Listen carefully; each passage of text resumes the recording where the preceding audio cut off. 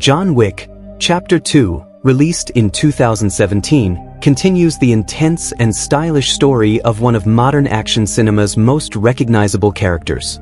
After the success of the first film in 2014, audiences were eager to see what would happen next in the dangerous world surrounding the legendary hitman John Wick. The sequel builds directly on the events of the first movie and expands the mysterious underground society of assassins that operates quietly beneath the surface of the normal world. With bigger action sequences, deeper world building, and higher stakes, the film takes viewers further into a brutal yet strangely organized criminal universe. The story begins shortly after the events of the original film. In the first movie, John Wick, played by Keanu Reeves, came out of retirement after a group of criminals killed his dog and stole his car. That dog was the final gift from his late wife, making the attack deeply personal. The revenge story that followed reminded the criminal underworld why John Wick was once considered the most feared assassin alive. By the end of that story, John had taken down many powerful enemies and reclaimed his car, but the violence also made it clear that leaving the assassin life behind would never be simple. John Wick Chapter 2 starts with John trying to finish unfinished business before fully retiring again. He hopes that by closing a few remaining chapters of his past, he can finally step away from the world of killing. However, the rules of the assassin society are strict, and the past has a way of catching up with him. A powerful crime figure arrives to collect on a blood oath that John once made years earlier. In this secret world, such promises are sacred and cannot be ignored. Refusing to honor the oath would bring severe consequences, not only from one man but from the entire network that governs assassins around the globe. This simple idea creates the central conflict of the movie. John wants peace, but the system he once served refuses to release him. The sequel explores the idea that actions in the past always carry consequences, especially in a world ruled by strict codes and deadly traditions. As John is forced back into action, the mission takes him far beyond the streets of New York and into a much larger international stage. One of the most fascinating elements of John Wick Chapter 2 is how it expands the universe introduced in the first film. The movie reveals that the assassin network is much bigger and more organized than viewers originally realized. There are secret hotels that serve as safe spaces for assassins, underground services that provide weapons and equipment, and a global communication system that allows killers to track targets anywhere in the world. These elements make the assassin society feel like a hidden civilization operating quietly within modern cities. The sequel also increases the scale and creativity of the action scenes. The first John Wick film was praised for its realistic combat style, combining martial arts with tactical gunfighting. Chapter 2 pushes this style even further. The fights are longer, more complex, and more visually creative. Instead of relying heavily on fast cuts or shaky cameras, the movie often uses wide shots and steady movements so the audience can clearly see the choreography. Every punch, shot, and movement feels carefully planned, giving the action a sense of precision and realism. Visually, the movie presents a striking and stylish atmosphere. The filmmakers use dramatic lighting, colorful reflections, and elegant architecture to create a unique look that separates the John Wick series from many other action films. Scenes take place in luxurious buildings, underground tunnels, and beautiful international locations. These settings help reinforce the idea that the assassin world is global, wealthy, and deeply connected. At the center of the story is John Wick himself. He is a character driven by grief, honor, and exhaustion. Even though he is incredibly skilled and nearly unstoppable in combat, the film portrays him as a man who is tired of violence. Every mission pulls him further away from the peaceful life he once hoped to live. His reputation as the greatest assassin becomes both his greatest strength and his greatest curse. New characters are also introduced in the sequel, each adding new layers to the story. Some become allies who respect John's abilities and honor his past, while others view him as an obstacle that must be eliminated. These characters help expand the complex hierarchy of the assassin world, revealing that powerful organizations and traditions control everything from contracts to punishments. John Wick Chapter 2 is not simply an action sequel. It is a continuation of a larger narrative about consequences, loyalty, and survival in a world built on strict rules and deadly reputations. The movie balances thrilling action with detailed world-building, allowing viewers to explore the hidden society that shapes every decision John makes. This introduction prepares the foundation for a deeper exploration of the film. In the next sections, we will analyze the movie's basic information, story structure, characters, performances, and technical elements to understand why John Wick Chapter 2 became one of the most respected action sequels of the modern era. John Wick Chapter 2 is a 2017 American action thriller film that continues the story of the legendary assassin John Wick. The movie was directed by Chad Stahelski, who also directed the first John Wick film released in 2014. Before becoming a director, Chad Stahelski worked as a stunt coordinator and stunt performer in Hollywood, which greatly influenced the realistic action style seen in the John Wick series. His deep understanding of stunt work and fight choreography allowed him to create action scenes that feel both visually exciting and physically believable. The screenplay for John Wick Chapter 2 was written by Derek Kolstad, who also wrote the original John Wick film. Kolstad's writing played a major role in developing the unique world of assassins that defines the franchise. His script focuses not only on intense action but also on the mysterious rules and traditions that control the hidden society of professional killers. By continuing the story from the first film, Kolstad was able to expand the assassin universe while maintaining the tone and themes that audiences already loved. The film was produced by Basil Iwanek, Erica Lee, and Chad Stahelski. Their collaboration helped ensure that the sequel remained faithful to the style and quality of the first movie. The production companies behind the film include Thunder Road Pictures and 8711 Productions, both of which were also involved in the original John Wick. These companies have a strong reputation for producing action films that focus on practical stunts and detailed choreography rather than relying heavily on computer-generated effects. John Wick Chapter 2 was distributed by Lionsgate, a major film studio known for releasing many successful action and thriller movies. Lionsgate played an important role in marketing the film and bringing it to a global audience. The movie was officially released in theaters on February 10, 2017, and quickly attracted attention from both fans of the first film and new viewers interested in its intense action sequences. The movie stars Keanu Reeves in the lead role as John Wick. Reeves' performance became one of the defining elements of the entire franchise. His dedication to performing many of the action sequences himself helped create the realistic and grounded fighting style that makes the John Wick film stand out. Reeves trained extensively in martial arts, tactical shooting, and stunt work in order to prepare for the role. His commitment to the character added authenticity and credibility to the film's action scenes. Several supporting actors also play important roles in the movie. Ian McShane returns as Winston, the powerful manager of the Continental Hotel in New York. Winston is a respected figure within the assassin community and serves as a symbol of the strict rules that govern their world. Lance Reddick also returns as Sharon, the calm and professional concierge of the Continental, who assists assassins with their needs while maintaining the hotel's strict policies. The sequel introduces several new characters as well. Ricardo Scamarcio appears as Santino D'Antonio, a wealthy and ambitious crime lord who forces John Wick back into the assassin world. Santino becomes one of the main antagonists of the film.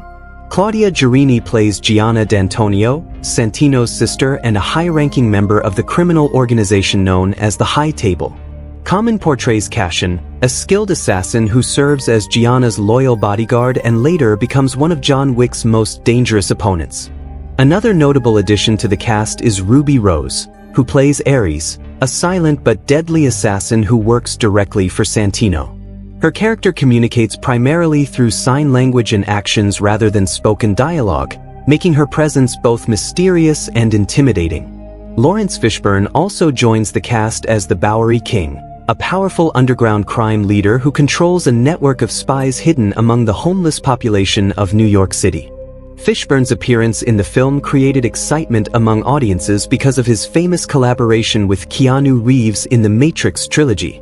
The film runs for approximately 122 minutes, giving it enough time to expand the story and develop the larger assassin world introduced in the first movie. The movie falls primarily within the action and thriller genres, but it also includes elements of crime drama and neo-noir storytelling.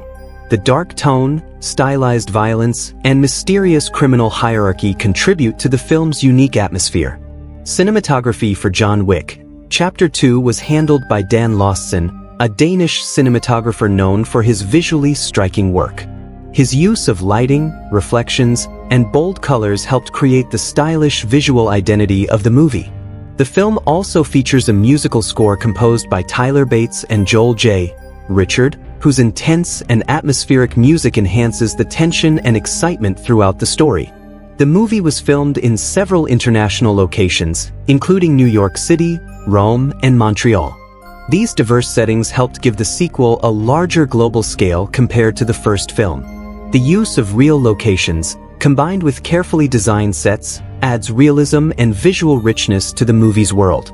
Overall, John Wick Chapter 2 combines a talented cast, experienced filmmakers, and a strong production team to create a sequel that expands the original story while maintaining its intense action and distinctive style. The story begins shortly after the violent events that forced the legendary assassin John Wick back into the dangerous world he once tried to escape. John, once known as the most feared hitman in the criminal underworld, is now on a mission to reclaim something deeply personal: his stolen car. The car is not just any vehicle, it is his cherished Ford Mustang, taken by the Tarasov crime family.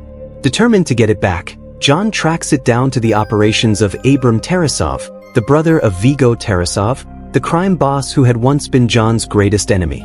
Without hesitation, John storms into Abram's heavily guarded compound. What follows is a brutal and relentless rampage that only John Wick could deliver. One by one, Abram's men fall before him as John fights through waves of armed criminals with precision and deadly efficiency. The compound quickly turns into chaos as gunfire echoes through the halls and bodies begin to pile up. Despite the overwhelming resistance, John moves forward like an unstoppable force. Eventually, he recovers his beloved Mustang, though the car has been badly damaged during the intense battle. Surprisingly, when John finally confronts Abram Tarasov himself, he chooses not to kill him. Instead, he offers peace between them, ending the conflict without further bloodshed. With his car finally back in his possession, John returns home, hoping to leave the violence behind once again. He sends the damaged Mustang to Aurelio, the trusted owner of a chop shop who has helped him before. Aurelio agrees to repair the vehicle, knowing very well the dangerous reputation of his customer. For a brief moment, it seems as though John might finally return to a quiet life. However, peace does not last long in John Wick's world. Soon after returning home, John receives an unexpected visit from Santino D'Antonio, a powerful crime boss from the Camorra organization. Santino carries with him a reminder of a debt that John cannot escape. Years ago, before John retired from the assassin life, he needed help to complete what was known as the impossible task, a mission so dangerous that no one believed it could be done. That mission ultimately allowed John to leave the criminal world and live peacefully with his wife Helen. But to achieve that goal, John accepted help from Santino, and in return, he made a sacred promise sealed with a marker, a blood oath medallion that represents an unbreakable vow within the underworld. Now Santino has come to collect that debt. Santino presents the marker to John and demands that he fulfill the promise he once made. But John refuses. After everything he has been through, he wants nothing more to do with the life of killing and violence. He has already lost too much, and he simply wants to be left alone. Santino, however, does not accept John's refusal. As a cruel reminder that no one can escape the rules of the underworld, Santino retaliates in the most dramatic way possible. Standing outside John's house, Santino launches a grenade directly into the building. The explosion completely destroys the home that John once shared with his late wife, reducing it to burning rubble. Miraculously, John survives the blast, but the message is clear: he cannot run from his past. Realizing that he has no choice, John leaves the ruins of his home and travels to the Continental Hotel in New York City. The Continental is a sacred place in the assassin world, a neutral ground where business cannot be conducted and violence is strictly forbidden. It serves as a refuge for criminals and assassins alike. There, John meets Winston, the calm and sophisticated owner of the hotel. Winston listens carefully as John explains the situation with Santino and the marker. But Winston reminds him that the rules of their world are absolute. There are two laws that can never be broken. First, no killing can take place on continental grounds. Second, every marker must be honored. If someone refuses to fulfill a marker, they will be excommunicated, meaning they are cut off from all services, protection, and resources within the entire criminal underworld. For someone like John Wick, that punishment would be a death sentence. Reluctantly, John accepts that he must honor the blood oath. He agrees to meet Santino and complete the task that has been demanded of him. When they finally meet again, Santino reveals the true nature of the mission. John must travel to Rome and assassinate his sister, Gianna D'Antonio. Gianna holds a powerful seat at the High Table, a secret council made up of 12 of the most powerful crime bosses in the world. Santino wants that seat for himself, and the only way he can claim it is if his sister dies. By forcing John to carry out the assassination, Santino ensures that he can rise to power while keeping his own hands clean. John understands that this mission will drag him even deeper into the deadly world he tried so hard to escape. But the rules of the marker leave him with no other choice. As John prepares for the journey ahead, Santino assigns his silent and deadly bodyguard, Ares, to accompany him. Her job is simple: to watch John closely and ensure that the mission is completed exactly as Santino desires. With his fate sealed once again, John Wick prepares to travel to Rome, stepping back into the violent underworld that refuses to let him go, and this time the consequences will be far more dangerous than anything he has faced before. John Wick arrives in Rome knowing that the mission ahead will drag him even deeper into the deadly world he once tried to leave behind. The ancient city, filled with history and beauty, hides a dark network of assassins and crime organizations operating beneath its glamorous surface. For John, this is familiar territory, a place where power, loyalty, and betrayal often collide. Before the night even begins, he prepares carefully for the task that Santino D'Antonio forced upon him through the unbreakable blood oath marker. Every move John makes is calculated because he understands that in this world, even the smallest mistake can be fatal. John first checks into the Rome branch of the Continental Hotel, another sanctuary within the assassin underworld where the strict rules apply just as they do in New York. The hotel manager, Julius, greets him with calm professionalism, fully aware of the dangerous reputation of the man standing before him. Inside the hotel, John is given access to the many specialized services designed specifically for assassins. In this strange and secretive world of criminals, everything operates with incredible precision and order, almost like a well-organized business rather than a violent underground society. John begins his preparations for the mission with the same level of discipline that has made him a legend among killers. He visits the Continental's tailor, who provides him with a specially designed bullet-resistant suit. The suit looks elegant and perfectly fitted, but it is also designed to absorb gunfire and protect him during violent encounters. After that, John meets with the weapons sommelier, a specialist who treats firearms with the same care and respect that a wine expert would give to rare bottles. Together they carefully discuss the best tools for the mission ahead, selecting pistols, rifles, and ammunition suited for close-quarters combat. John also gathers knives and additional equipment, preparing himself for every possible situation that could arise. While John prepares for the assassination, Santino ensures that his interests are protected. He assigns his mute and highly skilled bodyguard, Ares, to watch John closely throughout the mission. Her presence serves as both supervision and a warning that Santino does not completely trust him. Even though she never speaks, her cold stare and controlled movements reveal that she is extremely dangerous. Ares quietly observes everything John does, making it clear that Santino expects the job to be completed exactly as planned. As night falls over Rome, the grand event that will change everything is about to begin. Santino's sister, Gianna D'Antonio, is hosting an extravagant celebration to mark her coronation as a member of the High Table. The High Table is the secret council that controls the global criminal underworld, and holding a seat there means possessing enormous influence and authority. The celebration is luxurious and filled with powerful guests, wealthy figures, and heavily armed security personnel. John infiltrates the event quietly, blending into the elegant crowd while remaining completely focused on his objective. Guests laugh and enjoy the glamorous atmosphere, completely unaware that one of the world's most feared assassins has entered the building. Moving carefully through the corridors, John eventually reaches Gianna's private dressing room.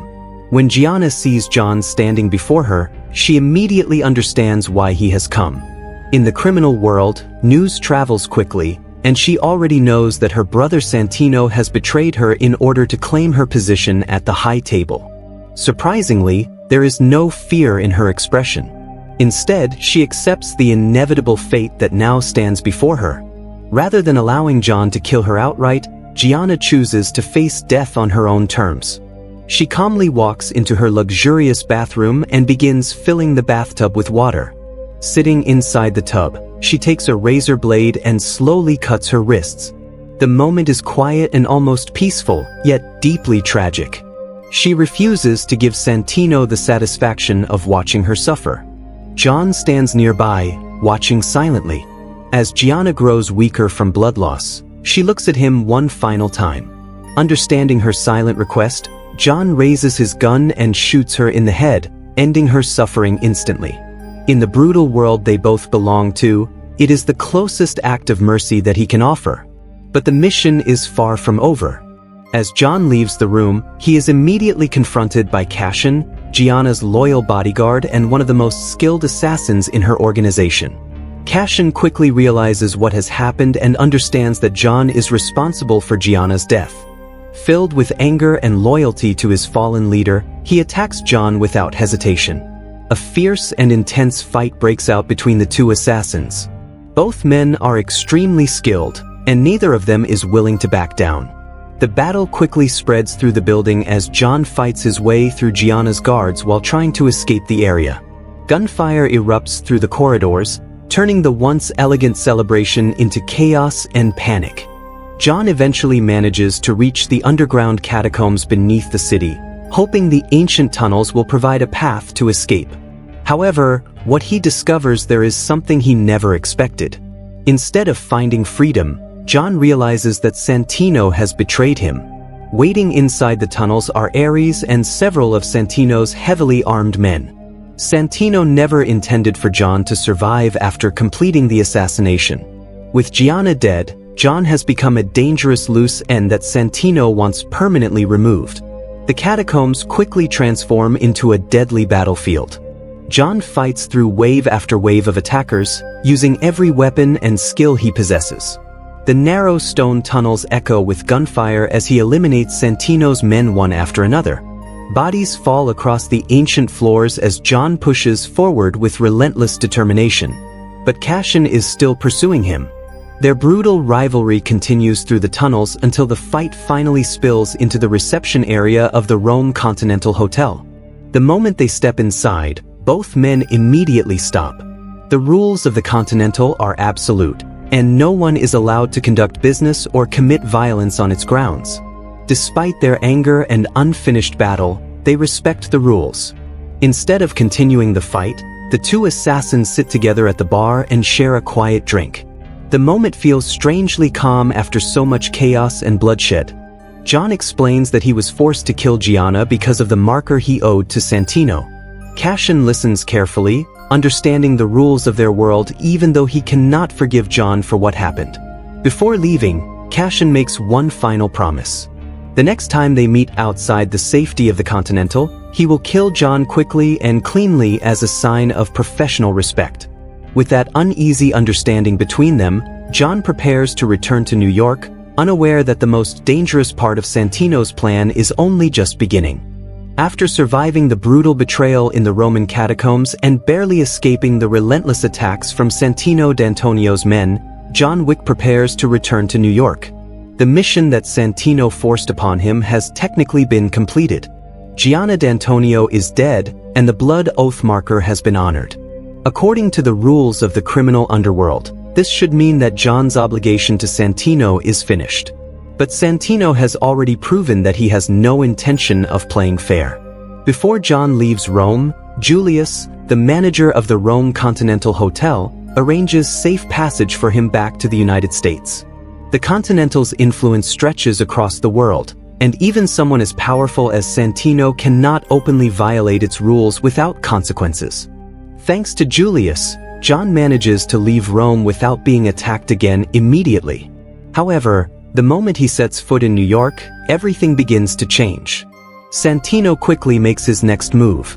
Pretending to seek justice for his sister's death, he places a massive contract on John Wick's life. Officially, the bounty is meant to avenge Gianna, but in reality, Santino simply wants to eliminate the man who knows the truth behind the assassination. The contract spreads through the underground assassin network like wildfire. Within moments, every hitman, mercenary, and criminal across the city becomes aware that killing John Wick will earn them an enormous reward. The result is immediate chaos. Assassins begin attacking John from every direction. What was once a simple walk through the streets of New York quickly turns into a non-stop fight for survival. Skilled killers attempt to ambush him in crowded places, using the busy environment of the city as cover. But John Wick is far from an easy target. Even after everything he has already endured, he remains one of the most dangerous men alive. One by one, the assassins fall as John fights his way through every attack with brutal efficiency. Gunshots echo in crowded streets, while silent knife fights unfold in dark corners of the city. However, despite his incredible skill and determination, the constant assaults begin to wear him down. Each battle leaves him more injured and more exhausted than before. During this time, Winston, the powerful owner of the New York Continental Hotel, decides to visit Santino D'Antonio personally. Winston has spent years dealing with dangerous people, and he understands the serious mistake Santino has made. Calmly and confidently, Winston completes the marker that Santino once used to control John. With the blood oath fulfilled, Santino no longer holds any power over him. Before leaving, Winston delivers a warning that carries serious weight. He tells Santino that by betraying John Wick, he has stabbed the devil in the back. In other words, Santino has awakened a force that he cannot possibly control. Meanwhile, John continues fighting for survival across the city. Eventually, his path crosses once again with Cassian, the loyal bodyguard of Gianna D'Antonio. Their unfinished conflict finally reaches its breaking point when the two men confront each other inside a crowded subway station. What follows is a brutal and desperate fight between two elite assassins who refuse to give up. The battle moves through train cars and crowded platforms as both men use every skill they possess. Punches, knives, and gunfire are exchanged in a violent struggle that leaves both of them seriously wounded. At the climax of the fight, John manages to stab Cassian directly in the aorta. The injury is severe and will eventually prove fatal if left untreated. However, instead of finishing him off, John chooses to spare Cassian's life. It is a rare moment of respect between warriors who understand the brutal rules of their profession. But John himself is badly injured and running out of options. Desperate for help, he seeks out an unlikely ally known as the Bowery King. The Bowery King controls a hidden network of informants and operatives disguised as homeless people across the city. From the shadows, his organization secretly watches everything that happens in New York. Intrigued by John's situation and impressed by his determination, the Bowery King agrees to help him. His people treat John's injuries and give him the support he needs to continue the fight. When the Bowery King learns that John intends to kill Santino himself, a man connected to the powerful High Table, he becomes even more interested. As a symbolic gesture of support, the Bowery King gives John a Kimber M1911 pistol loaded with only 7 bullets. Each bullet represents $1 million from the bounty placed on John's head. With renewed determination, John prepares for the final confrontation. Santino is attending a grand gala inside an art museum, surrounded by guards and completely confident in his safety. However, Santino has underestimated the man he betrayed. John storms the museum with deadly precision, eliminating Santino's guards one by one. The elegant halls quickly transform into another battlefield as John moves closer and closer to his target. During the assault, John once again faces Ares, Santino's deadly bodyguard. Despite her impressive combat skills, she is eventually defeated in a fierce fight. Although she manages to slow John down long enough for Santino to escape, John continues the relentless pursuit. Desperate to survive, Santino runs to the one place where he believes John cannot harm him, the New York Continental Hotel. According to the sacred rules of the underworld, no business can be conducted on continental grounds. As long as Santino remains inside the hotel, he should be safe from any attack. But John Wick has reached his limit.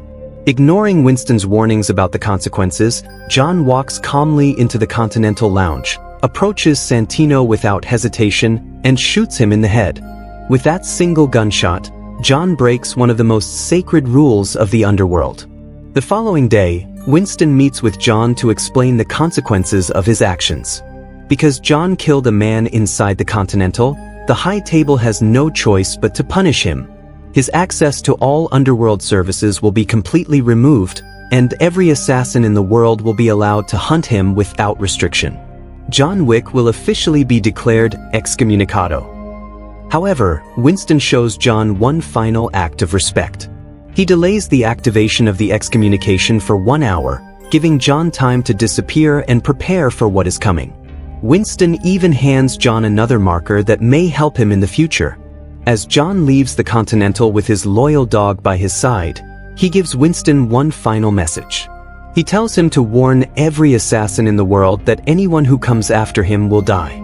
Moments later, phones begin ringing across the entire city as news of the global contract on John Wick spreads rapidly through the criminal underworld. Surrounded by potential enemies on every side, John begins to run, fully aware that the entire world of assassins is now hunting him. John Wick, Chapter 2 follows a carefully structured narrative that blends classical revenge storytelling with a modern action thriller format. The film builds its story in a clear progression, moving from a short opening resolution of the first movie's conflict into a much larger and more dangerous global narrative. The plot structure relies on rising tension, escalating consequences, and a central character who is constantly forced deeper into a situation he never wanted to return to. This steady escalation is one of the main reasons the film maintains strong momentum from beginning to end. The first part of the narrative acts as a continuation and closure of unfinished business from the first film. The movie opens with John Wick tracking down the criminals who still possess his stolen car. This opening sequence functions as a bridge between the two films. It gives the audience a brief but intense action scene while reminding viewers of John's reputation and abilities. Once John successfully recovers his car, he believes that he has finally finished all remaining obligations connected to his violent past. This moment of temporary calm leads into the inciting incident of the story. John returns home hoping to retire from the assassin world once again. However, his plan quickly collapses when Santino D'Antonio arrives to collect on a blood oath marker that John gave him years earlier. In the Assassin Society, a blood oath is sacred and cannot be refused. This rule becomes the central narrative trigger of the entire film.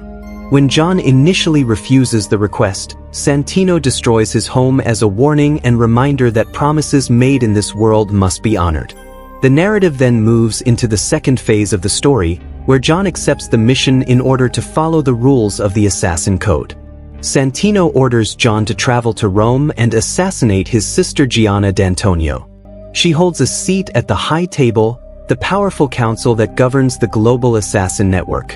Santino's true goal is to take his sister's position and increase his own power within the organization. This part of the narrative introduces a political element to the assassin world, revealing that personal ambition and betrayal exist even within a society built on strict traditions. The Rome sequence serves as the central mission of the film and functions as the midpoint of the narrative structure.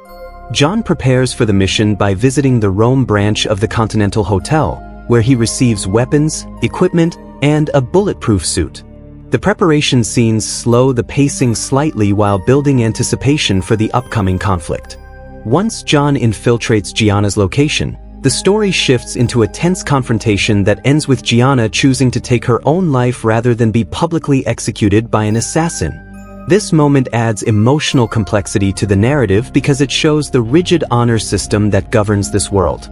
After Gianna's death, the narrative quickly shifts into its third phase, where the consequences of the mission begin to unfold. Santino immediately betrays John by placing a massive bounty on his head.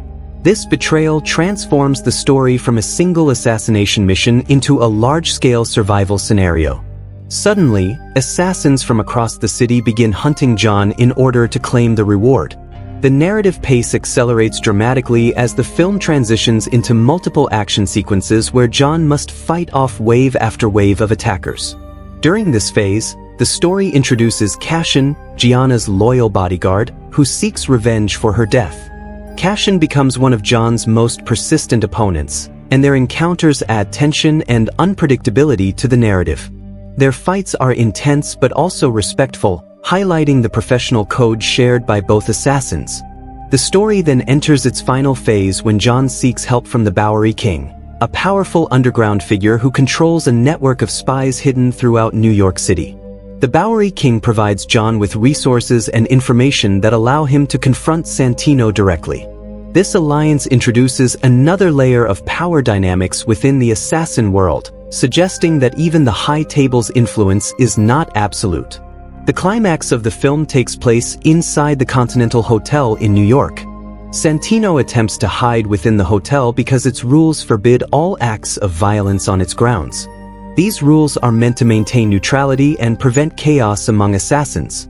However, John finally reaches his breaking point and kills Santino inside the hotel lounge, breaking the most important rule of the assassin code.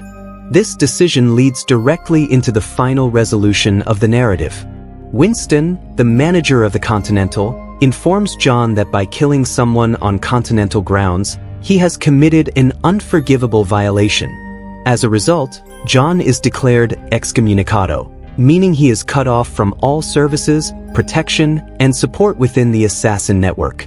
The film ends with a powerful cliffhanger. Winston gives John a short period of time to escape before the contract on his life becomes active worldwide. As the countdown begins, the audience sees assassins across the city preparing to hunt him down. This ending transforms the story from a contained conflict into the beginning of a much larger war. The narrative flow of John Wick, Chapter 2 is built around escalation. Each act introduces new consequences that push the story further and raise the stakes for the main character. The structure moves smoothly from personal obligation to betrayal and finally to complete isolation, creating a powerful setup for the next chapter of the series. Character development in John Wick, Chapter 2 plays a crucial role in strengthening the story and expanding the emotional depth of the film. While the movie is widely known for its intense action and stylish combat sequences, the characters themselves provide the emotional weight that drives the narrative forward. Each major character represents a different part of the assassin world, and their motivations reveal how power, loyalty, ambition, and survival shape the hidden societies surrounding John Wick. At the center of the story is John Wick, portrayed by Keanu Reeves. John is not simply an unstoppable action hero. Instead, he is presented as a deeply conflicted man who is tired of violence but constantly pulled back into it. His character arc in the film focuses on the idea of consequence. John once believed that he could leave the assassin life behind, but the sequel shows that the choices he made in the past still control his future.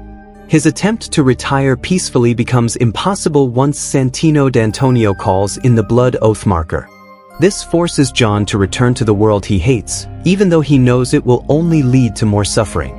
Throughout the film, John's emotional state becomes increasingly strained. At the beginning of the movie, he still believes that fulfilling Santino's request will allow him to finally retire. However, as the story progresses and Santino betrays him, John begins to realize that the assassin system will never truly allow him to escape. This realization shapes the final stage of his character arc. When he ultimately kills Santino inside the Continental Hotel, John is no longer trying to follow the rules of the assassin world. Instead, he chooses personal justice over the system that has trapped him for so long. This decision marks a major turning point in his character. Another important character in the film is Santino D'Antonio, played by Riccardo Scamarcio. Santino serves as the primary antagonist and represents the corrupt ambition that exists within the assassin hierarchy. Unlike John, who once tried to escape the life of violence, Santino fully embraces the power structure of the criminal world. His goal is to secure a seat at the high table, the governing council of the assassin society. Santino's character arc is driven by greed and ambition. He manipulates John into completing the assassination of his own sister, Gianna D'Antonio, and then betrays John by placing a bounty on his head. Santino believes that his wealth and influence will protect him from the consequences of his actions, but his arrogance ultimately leads to his downfall.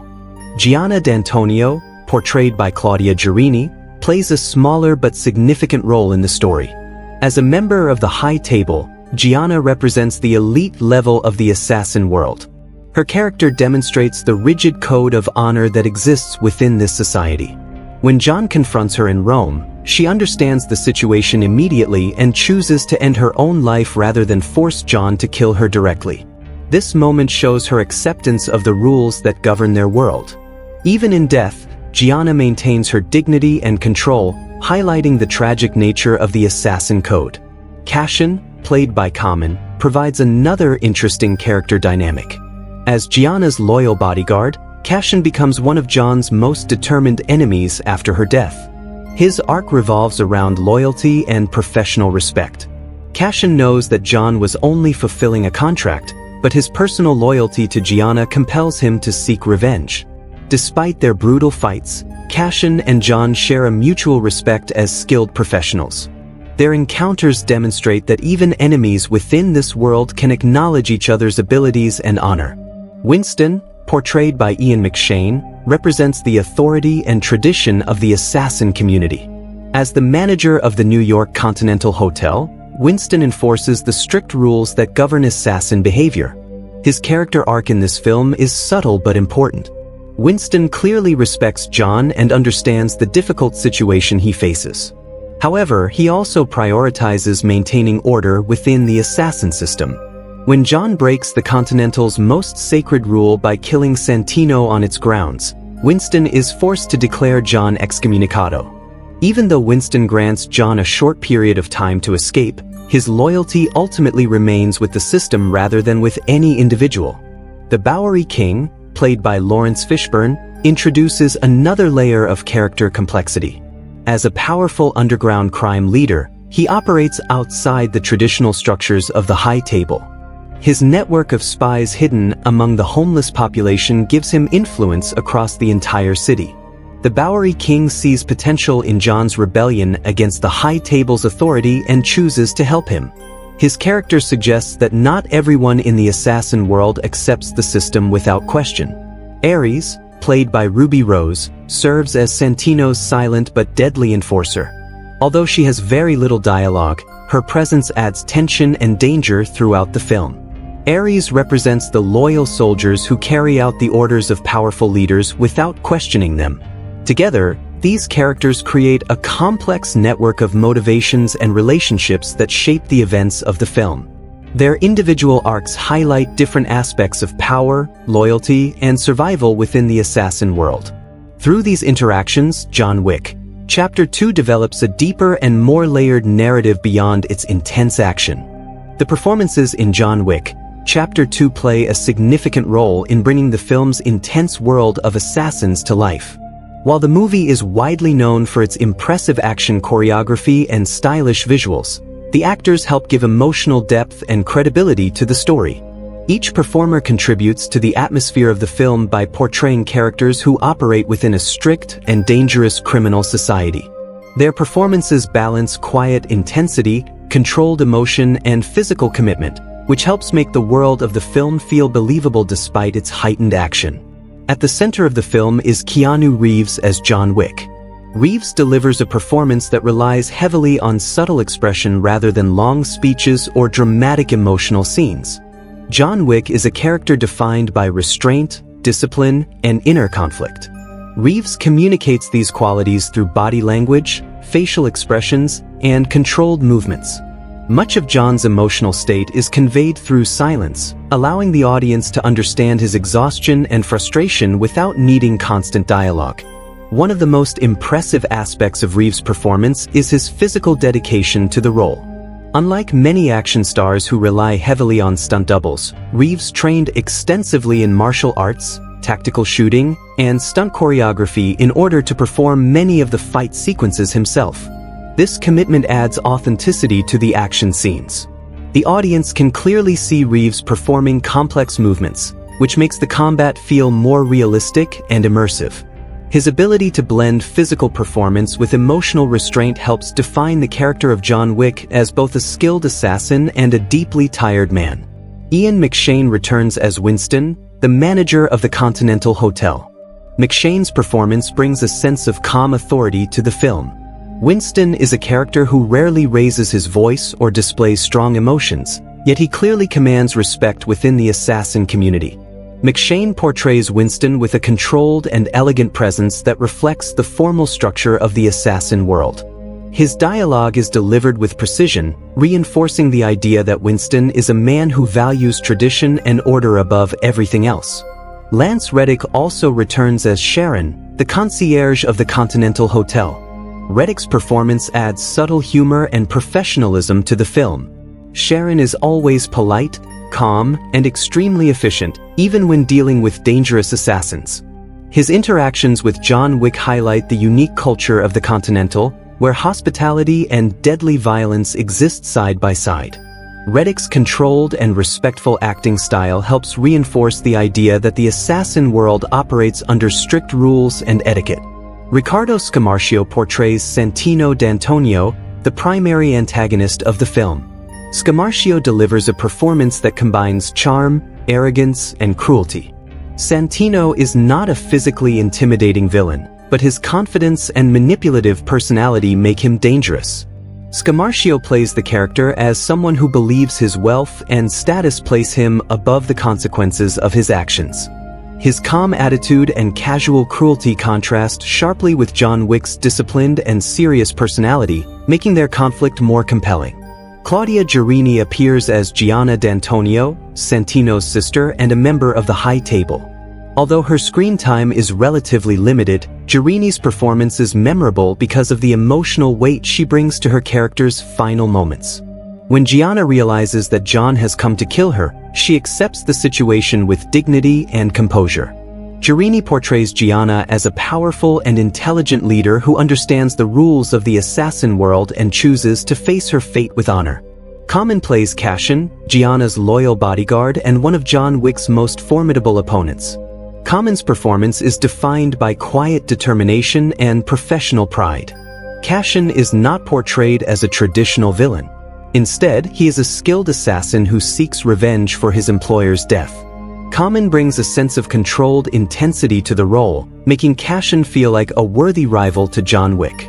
Their confrontations are not only physical battles but also demonstrations of mutual respect between two highly trained professionals. Ruby Rose portrays Ares, Santino's silent enforcer. Ares communicates primarily through sign language and physical expression rather than spoken dialogue. Ruby Rose relies heavily on body language and facial expression to create a threatening and mysterious presence.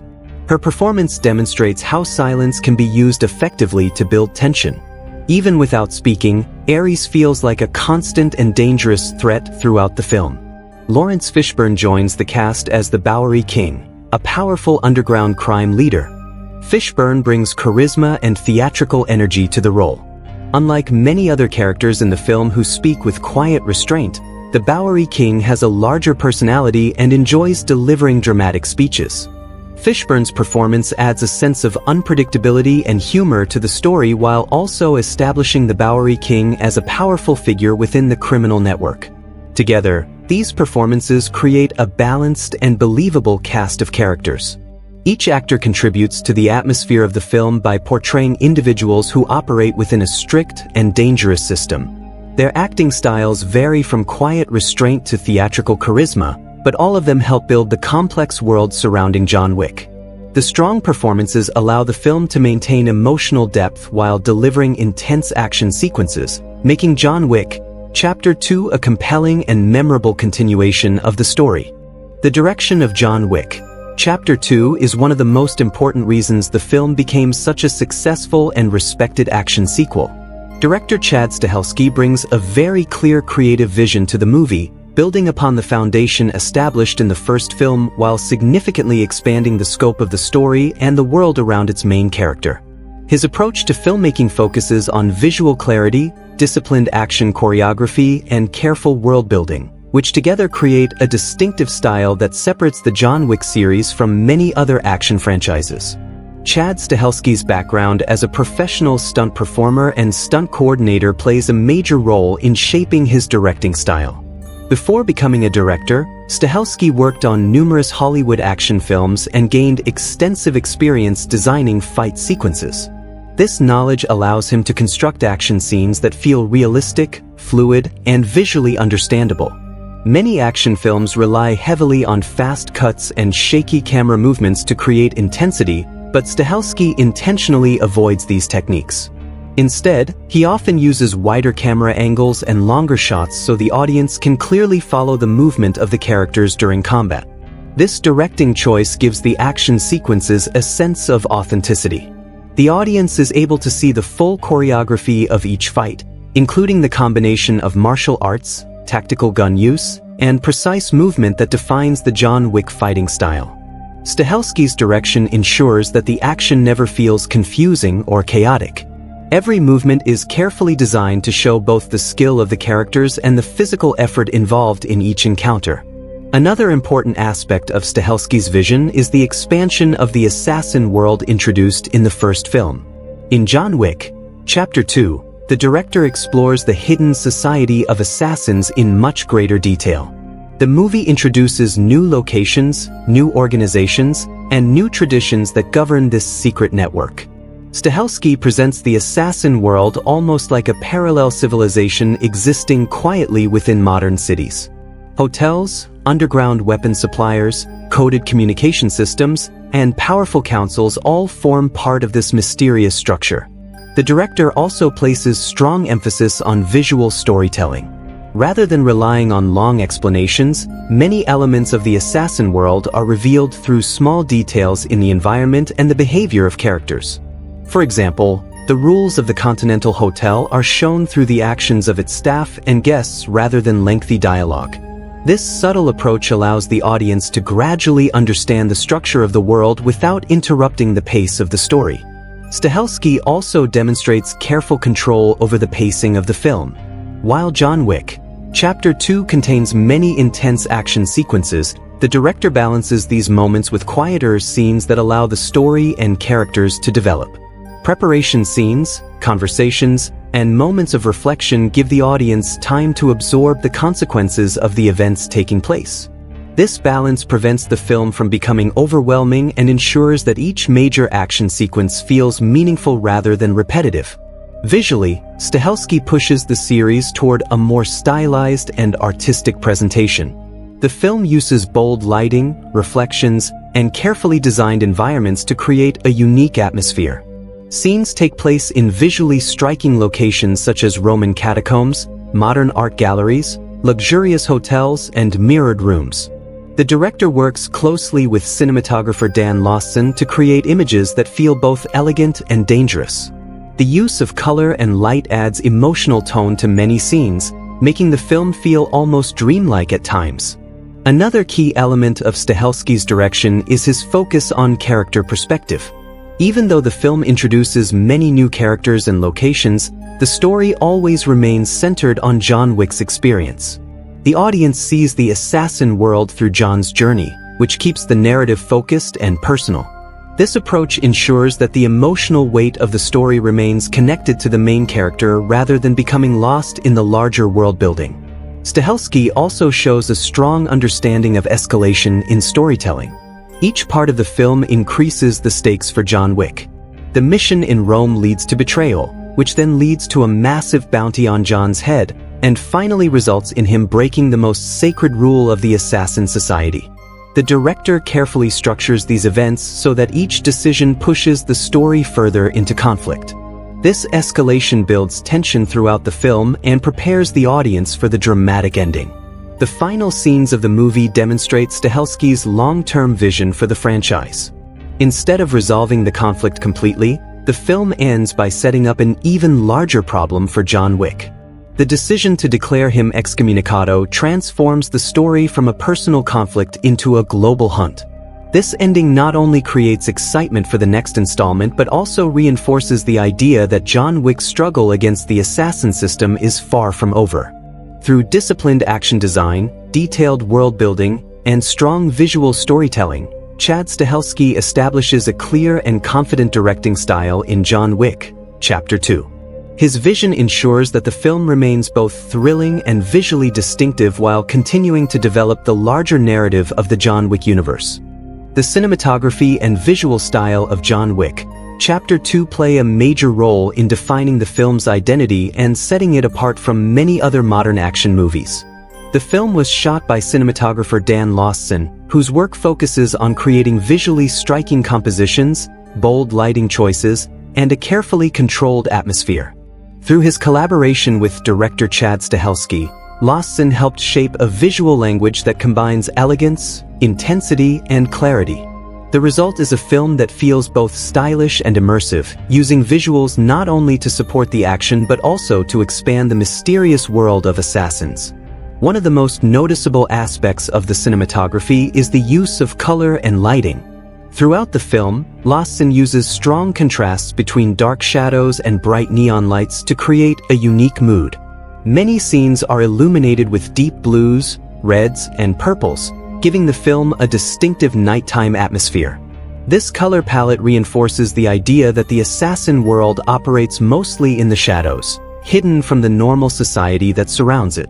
The lighting also helps create emotional tones within different scenes, making some environments feel tense, mysterious, or almost surreal. Another important element of the visual style is the use of reflective surfaces and mirrored environments. One of the most memorable sequences in the film takes place inside a hall of mirrors. In this scene, reflections multiply the characters and distort the space around them, creating confusion and tension during the confrontation. The mirrors visually represent the complicated and deceptive nature of the assassin world, where enemies can appear from unexpected directions and nothing is exactly as it seems. The cinematography turns the environment itself into part of the storytelling. The camera movement in John Wick Chapter 2 is carefully designed to maintain clarity during action scenes. Instead of relying on rapid editing or shaky camera techniques, the film often uses smooth tracking shots that follow the characters as they move through environments. This allows the audience to clearly see the choreography of the fights and understand the spatial relationships between characters. The camera frequently moves with John Wick as he navigates hallways, staircases, and large rooms, creating a sense of continuous motion that keeps the viewer engaged. Wide shots are used frequently throughout the film, especially during combat sequences. These shots allow the audience to observe the full physical performance of the actors and stunt performers. Because the camera does not cut away too quickly, viewers can appreciate the precision of the fight choreography and the tactical movements involved in John Wick's combat style. This approach helps create a sense of realism and discipline in the action scenes, reinforcing the idea that John is a highly trained professional rather than an invincible superhero. Location cinematography also plays an important role in shaping the film's visual identity. John Wick Chapter 2 takes place in multiple cities, including New York and Rome.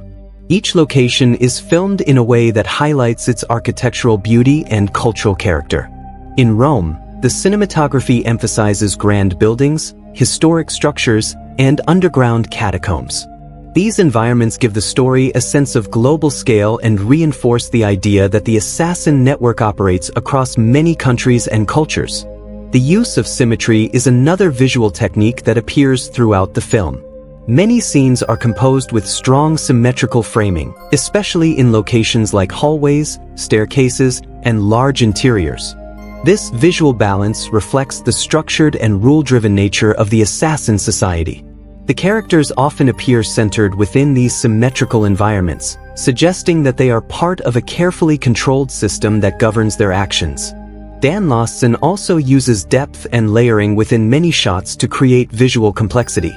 Background characters, distant lights, and architectural elements often fill the frame behind the main action. This layering makes the environments feel more realistic and alive. Even during quiet scenes, the visual composition suggests that the assassin world continues to exist beyond what the audience can immediately see. Another important aspect of the cinematography is the way it supports the emotional state of John Wick. As the story progresses and the pressure on John increases, the visual environments often become more chaotic and disorienting. Crowded spaces, flashing lights, and reflective surfaces surround him as enemies close in from every direction. This visual tension mirrors John's growing isolation and desperation as he realizes that the entire assassin world is turning against him. The lighting also plays a symbolic role in certain scenes. Bright, elegant spaces often represent the wealth and power of the high table and its associated organizations. In contrast, darker underground locations reflect the hidden operations of the criminal world. This contrast between luxury and secrecy highlights the dual nature of the assassin society. Overall, the cinematography of John Wick Chapter 2 combines artistic visual design with practical action filmmaking. D'Antonio's work enhances both the storytelling and the atmosphere of the film. By using bold colors, smooth camera movement, symmetrical compositions, and carefully chosen locations, the cinematography helps create a visually memorable experience that strengthens the film's unique identity within the action genre. The editing and pacing of John Wick Chapter 2 play a vital role in maintaining the film's tension, clarity, and overall storytelling rhythm. While the movie is widely recognized for its action choreography and visual style, the way the scenes are edited together determines how effectively the audience experiences the intensity of each moment. The editing team carefully structures the film so that the narrative flows smoothly between dialogue scenes, preparation sequences, and explosive action. This balance ensures that the film remains engaging for its entire runtime while also allowing the audience to understand the growing stakes surrounding John Wick. One of the most important goals of the editing in this film is clarity. In many modern action movies, fast cutting and shaky camera work are often used to create a sense of chaos during fight scenes. However, John Wick Chapter 2 takes a different approach. The editors allow many action sequences to unfold through longer shots and controlled cutting patterns. Instead of rapidly jumping between angles, the film frequently holds a shot long enough for the audience to clearly see the physical choreography of the fight. This editing style respects the time and effort that went into designing the combat sequences. By allowing the action to breathe, the editing enhances the realism of John Wick's fighting style. Viewers can follow each movement, shot, and tactical decision without becoming confused about what is happening on screen. This clarity also reinforces the character of John Wick as a highly skilled professional. The audience is able to see the strategy behind his movements rather than simply experiencing a blur of fast action. The pacing of the film is carefully structured to create a rhythm between high-intensity sequences and quieter moments. The movie does not attempt to maintain constant action from beginning to end. Instead, it alternates between different types of scenes that allow the story to progress naturally. Early in the film, the opening action sequence involving the recovery of John's stolen car immediately captures the audience's attention. However, once that sequence concludes, the pacing slows down briefly to allow the narrative to establish the new conflict involving Santino D'Antonio and the Blood Oath Marker. These quieter scenes are important because they give the audience time to understand the rules and structure of the assassin world. Conversations at the Continental Hotel, preparation scenes involving weapons and equipment, and interactions between characters provide necessary context before the next wave of action begins. Without these moments of calm, the film would risk becoming exhausting or repetitive. As the story progresses, the pacing gradually accelerates. The Rome assassination mission serves as a central turning point in the narrative. The editing during this section builds tension slowly as John prepares for the operation. The preparation scenes show him acquiring weapons, selecting equipment, and navigating the environment. These moments are edited with deliberate pacing to build anticipation for the inevitable confrontation. Once the assassination occurs, the pacing shifts dramatically. Santino's betrayal and the bounty placed on John's head trigger a series of rapid confrontations across the city. The editing during these sequences becomes more energetic, reflecting the chaos of multiple assassins attempting to claim the reward. However, even during these intense scenes, the editors maintain visual clarity so the audience can follow each encounter. Another effective aspect of the editing is the way it transitions between locations.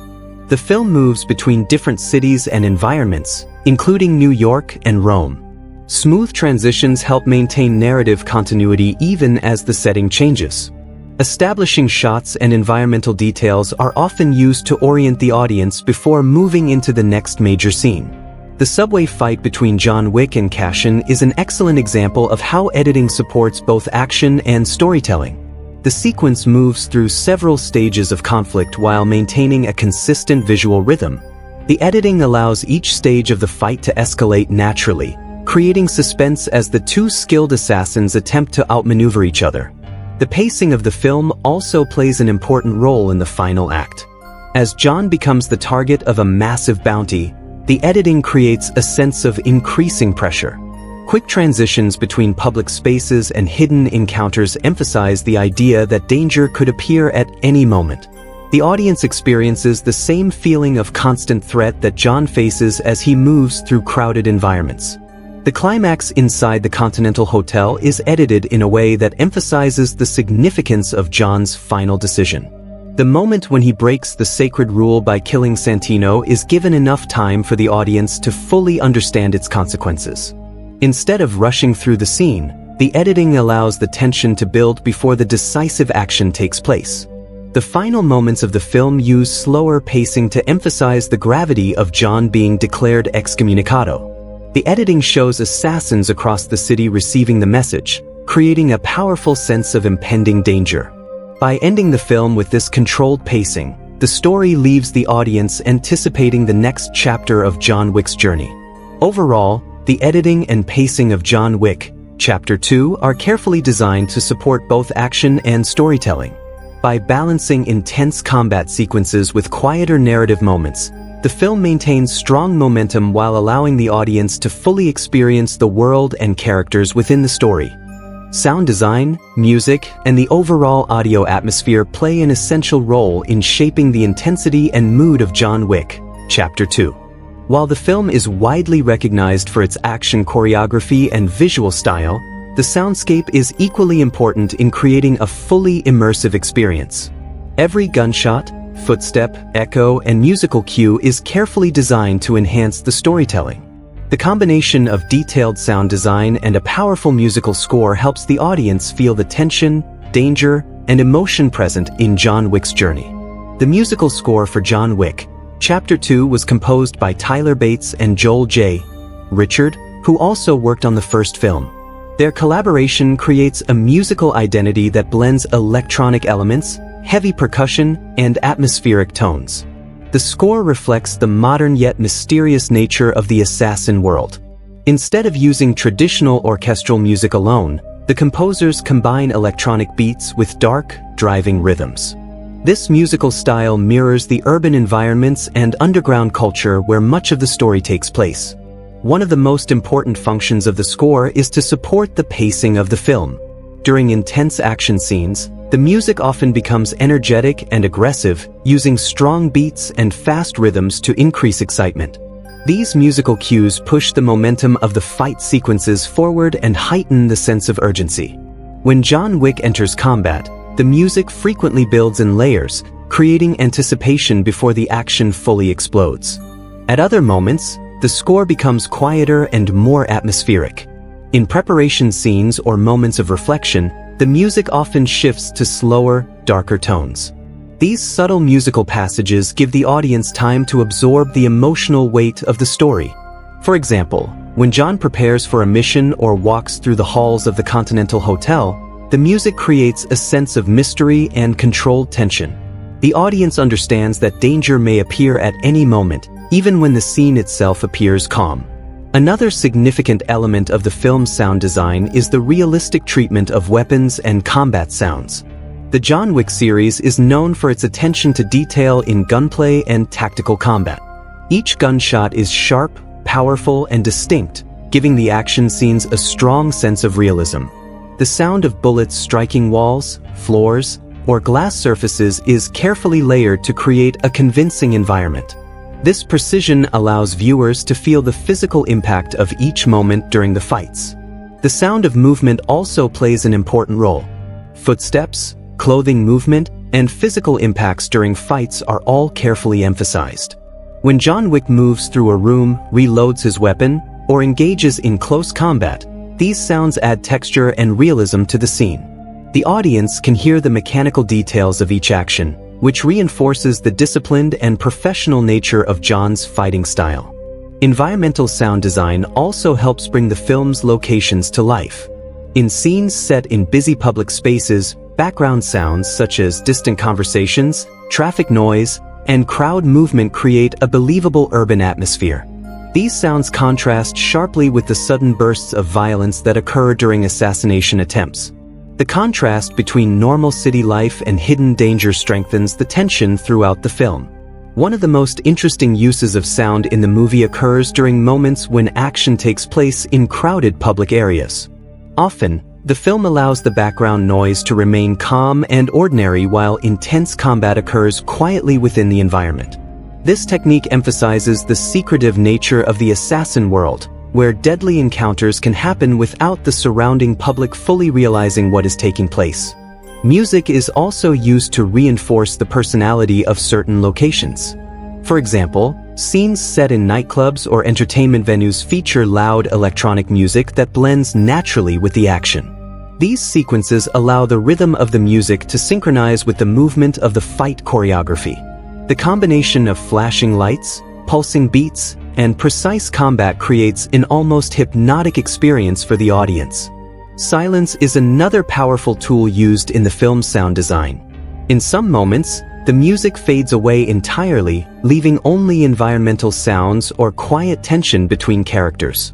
These moments of silence allow the audience to focus completely on the visual action and emotional stakes. When the music returns after a brief silence, the impact becomes even stronger. The final scenes of the film use sound design to create a sense of looming danger. When John Wick is declared excommunicado, the audio atmosphere shifts dramatically. The sound of phones receiving the message spreads across the city, creating the feeling that a massive network of assassins has suddenly been activated. This sequence uses sound as a storytelling device, showing how quickly the entire world can turn against John. Overall, the sound design, music, and score of John Wick Chapter 2 work together to enhance every aspect of the film. The combination of detailed combat sounds, atmospheric environmental audio, and powerful musical compositions creates a rich sensory experience. These elements help transform the movie from a simple action film into a fully immersive cinematic world where every sound contributes to the tension, style, and emotional impact of the story. Production design plays a crucial role in shaping the world of John Wick Chapter 2. The film is not only defined by its action sequences but also by the environments where those events take place. The production design team carefully constructs a visual world that feels elegant, mysterious, and dangerous at the same time. Through carefully selected locations, detailed set construction, and thoughtful visual planning, the film presents a hidden society of assassins that exists alongside the ordinary modern world. The environments help communicate the power structures, traditions, and secret operations that control this criminal network. The production design of the film was led by Kevin Cavanaugh, whose work focuses on blending realistic locations with stylized visual elements. His goal was to expand the world introduced in the first film while maintaining its unique identity. In John Wick Chapter 2, the assassin universe becomes larger and more international. The environments reflect this expansion by moving beyond the streets of New York and introducing important locations in Rome and other parts of the global underworld. One of the most recognizable locations in the film is the Continental Hotel in New York. The Continental functions as neutral ground for assassins, where no business or violence is allowed. The production design of the hotel reflects its importance within the assassin society. The building appears luxurious, sophisticated, and timeless. Rich wood textures, elegant lighting, and classical architectural details give the hotel an atmosphere of tradition and authority. The design suggests that the Continental has existed for many years and continues to serve as a central gathering place for members of this secret society. Inside the Continental, every element of the environment reinforces the strict code of behavior followed by the assassins. The quiet hallways, polished surfaces, and professional staff create a feeling of order and discipline. Even though the guests are professional killers, the setting resembles a high-class international hotel where etiquette and respect are expected at all times. This contrast between refined luxury and deadly profession is one of the defining visual themes of the John Wick series. Another important location in the film is Rome, where John travels to complete the assassination mission assigned by Santino D'Antonio. The production design team carefully uses the architecture and cultural character of the city to create a different visual tone from the New York scenes. Rome is presented as a city of grand historical buildings, narrow streets, and underground catacombs. These environments help expand the global scale of the assassin network and show that the high table's influence reaches far beyond a single country. The Rome branch of the Continental Hotel also appears in the film. Although it shares the same basic function as the New York location, its design reflects the cultural and architectural style of Italy. The space includes classical sculptures, elegant marble surfaces, and decorative elements that give the building a distinct identity. This attention to regional detail helps make the world of the film feel believable and diverse. The underground catacombs in Rome serve as one of the most dramatic settings in the movie. These dark tunnels create a tense and dangerous environment for the action sequences that occur there. The production design emphasizes narrow passages, stone walls, and dim lighting, which contribute to a sense of isolation and vulnerability. The catacombs visually represent the hidden nature of the assassin world, where dangerous activities take place far away from public view. Another memorable environment is the Modern Art Museum, where one of the major action sequences occurs. The museum features minimalist architecture, clean white walls, and large open spaces. This setting creates an interesting contrast with the violence that takes place inside it. The calm and carefully arranged art displays highlight the chaos of the fight scenes that unfold around them. The production design uses the museum environment to create both visual beauty and dramatic tension. The Bowery King's underground headquarters represents another unique environment in the film. Unlike the luxurious Continental hotels or the elegant buildings of Rome, the Bowery King operates from a rough and industrial location beneath the city. This space is filled with graffiti, metal structures, and improvised work areas. The design reflects the rebellious nature of the Bowery King's organization and its position outside the formal power structure of the high table. Real-world locations were used whenever possible to give the film a sense of authenticity. New York City provides the backdrop for many scenes, including busy streets, subway stations, and public spaces. These environments reinforce the idea that the assassin world exists quietly within ordinary urban life. The contrast between normal city activity and hidden violence creates tension throughout the story. The production design team also focused on creating environments that support the action choreography. Wide hallways, open rooms, and complex architectural layouts allow the fight scenes to move smoothly through the space. Each location is designed to provide opportunities for creative movement and interaction during combat. Overall, the production design, sets, and locations of John Wick Chapter 2 help build a rich and believable world for the story. Through a combination of luxurious interiors, historic architecture, underground spaces, and modern environments, the film creates a visually diverse universe that supports both the narrative and the action. The carefully designed settings enhance the atmosphere of mystery and power that defines the assassin society. Visual effects and practical effects in John Wick Chapter 2 are carefully balanced to create a realistic and immersive action experience. Unlike many modern action films that rely heavily on computer-generated imagery, this movie focuses strongly on practical effects and real stunt work. The filmmakers intentionally designed the action sequences to feel grounded and believable. This decision supports the overall tone of the series, which emphasizes physical skill, tactical combat, and detailed choreography rather than exaggerated or unrealistic spectacle. One of the most important aspects of the film's effects approach is the heavy use of practical stunts. Many of the fight sequences involve real stunt performers executing carefully planned choreography. These sequences were designed with safety in mind but also with a commitment to authenticity. Instead of replacing actors with digital characters during complex movements, the filmmakers often allow the actors and stunt teams to perform the actions themselves. This approach helps maintain visual continuity and ensures that the audience can clearly see the physical effort involved in each moment of combat. Keanu Reeves, who plays John Wick, underwent extensive training in martial arts, weapons handling, and stunt choreography. Because of this preparation, Reeves was able to perform many of his own action scenes. This level of involvement reduces the need for digital editing tricks and allows the camera to capture the performance more directly. The result is action that feels natural and believable rather than artificial. Gunfight sequences in the film rely heavily on practical effects to simulate realistic combat. When firearms are used during the action scenes, practical muzzle flashes and sound effects are combined with careful visual editing. These effects create the impression of real gunfire while maintaining safety during filming. Bullet impacts on walls, glass, and objects are often achieved through practical techniques such as breakaway materials and controlled explosive charges. These methods create convincing reactions in the environment when bullets strike surfaces. Practical effects are also used extensively during close combat scenes. When characters are thrown across rooms, slammed into objects, or knocked to the ground, stunt performers execute these movements using carefully designed safety techniques. Breakaway furniture, padded surfaces hidden within the set design, and precise choreography allow these moments to appear dangerous while protecting the performers. These practical effects contribute to the intense physicality that defines the John Wick fighting style.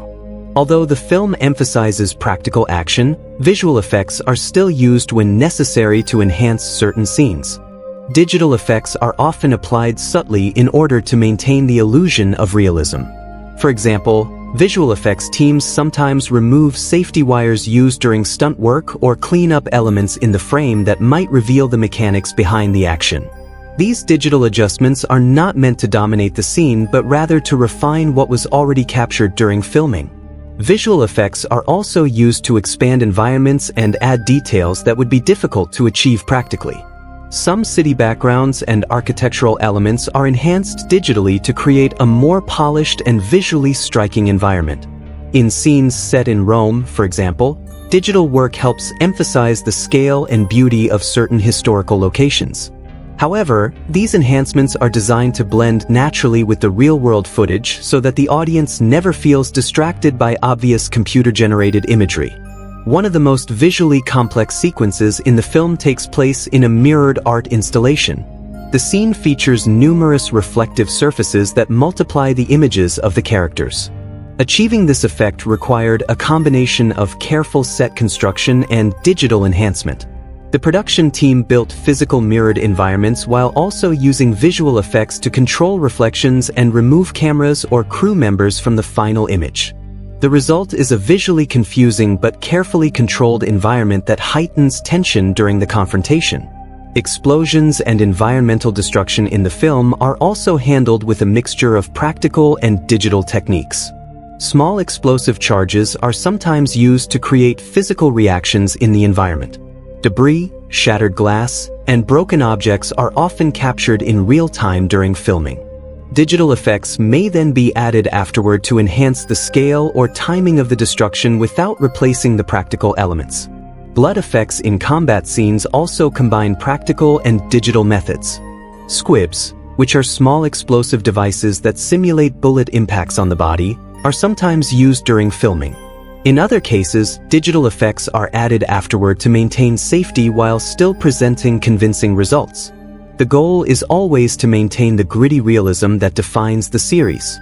Overall, the balance between practical effects and visual effects is one of the film's greatest strengths. By prioritizing real stunt work, physical choreography, and carefully constructed environments, John Wick Chapter 2 achieves an action style that feels immediate and authentic. Digital tools are used primarily to support and refine these practical elements rather than replace them. This approach allows the film to maintain a consistent tone of realism even during its most intense moments. The audience experiences the action as something physical and tangible rather than purely digital spectacle. Through this combination of practical craftsmanship and subtle visual enhancement, the film delivers action sequences that remain visually impressive while preserving the grounded identity of the John Wick franchise. The dialogue and screenplay of John Wick Chapter 2 play a unique role in shaping the identity of the film. Unlike many action movies that rely heavily on long conversations and detailed explanations, this film uses a more restrained and focused style of writing. The screenplay was written by Derek Kolstad, who also wrote the first film in the series. His approach to storytelling emphasizes atmosphere, character presence, and visual storytelling rather than excessive dialogue. As a result, the screenplay allows the action, the environment, and the character's behavior to communicate much of the story. One of the most noticeable features of the dialogue in John Wick Chapter 2 is its simplicity. Characters often speak in short, direct sentences rather than long speeches. This writing style reflects the personalities of the characters, many of whom are professional assassins trained to remain calm, efficient, and controlled. The minimal dialogue also helps maintain the film's mysterious tone. The assassin world feels secretive and disciplined, and the limited dialogue reinforces the idea that these characters are accustomed to operating quietly. John Wick himself speaks relatively little throughout the film. Keanu Reeves portrays the character as someone who communicates more through actions than through words. When John does speak, his lines are usually brief and purposeful. This restrained dialogue reflects his personality as a man who has experienced great loss and who prefers action over conversation. The screenplay allows John's silence to become part of his character identity, showing that he is focused, emotionally guarded, and constantly aware of the danger surrounding him. Another important aspect of the screenplay is how it reveals the rules of the assassin world without relying on heavy exposition. Instead of explaining everything directly to the audience, the script often allows viewers to learn through observation. For example, the rules of the Continental Hotel are demonstrated through the behavior of its staff and guests rather than through long explanations. When characters follow certain traditions or show respect to powerful figures, the audience gradually understands the hierarchy of this hidden society. The dialogue also reflects the formal culture that exists within the assassin community. Even though many of the characters are criminals, they often speak with politeness and professionalism. Conversations at the Continental Hotel, for example, resemble the formal exchanges that might take place in a luxury hotel or high-end business environment. This contrast between polite conversation and violent profession creates an unusual and memorable tone. The screenplay also introduces moments of dark humor. These moments usually appear during tense situations when characters acknowledge the absurdity of their dangerous profession.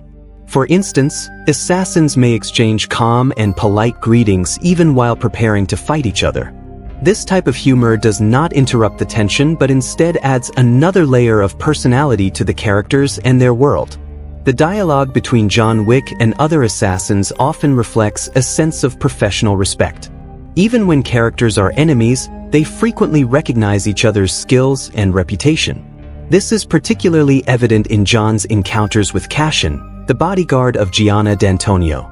Their exchanges remain calm and controlled even while they are attempting to kill each other. This professional tone emphasizes the idea that many assassins follow a strict code of conduct. Santino D'Antonio, the main antagonist of the film, speaks with a very different tone from John Wick. His dialogue often reflects arrogance and manipulation. Santino is a character who believes that his wealth and status place him above the rules that others must follow. His calm and confident speech hides the cruelty behind his actions. The screenplay uses Santino's dialogue to reveal his ambition and his willingness to betray others in order to gain power within the high table. Another interesting element of the screenplay is the way it uses repetition and symbolism in certain phrases. One example is the phrase, "You have a marker," which refers to the blood oath that John once made. This phrase becomes a reminder of the strict rules that govern the assassin society.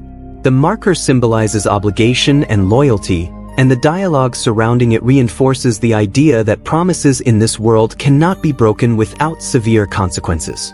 The screenplay also makes effective use of silence. Many scenes include long stretches where characters say very little, allowing the audience to focus on their expressions, movements, and surroundings. This technique strengthens the tension in several key moments, especially during confrontations between skilled assassins. Overall, the dialogue and screenplay of John Wick, Chapter 2 are designed to support the film's action-driven storytelling style. By keeping conversations concise and meaningful, the script allows the visual elements of the film to take center stage. The restrained dialogue also helps maintain the mysterious atmosphere of the assassin world. Through careful writing, Derek Kolstad creates a screenplay that balances action, character interaction, and subtle world building. The result is a film where every line of dialogue serves a purpose, helping to reveal the rules, relationships, and motivations that drive the story forward. John Wick, Chapter 2 is primarily recognized as an action thriller, but its storytelling style incorporates several other genre elements that give the film a unique identity. The movie blends action, crime drama, neo-noir influences, and elements of modern mythic storytelling. This combination creates a tone that feels both grounded and stylized. Instead of relying only on fast-paced action, the film carefully balances intense combat sequences with moments of quiet tension, dark humor, and dramatic storytelling.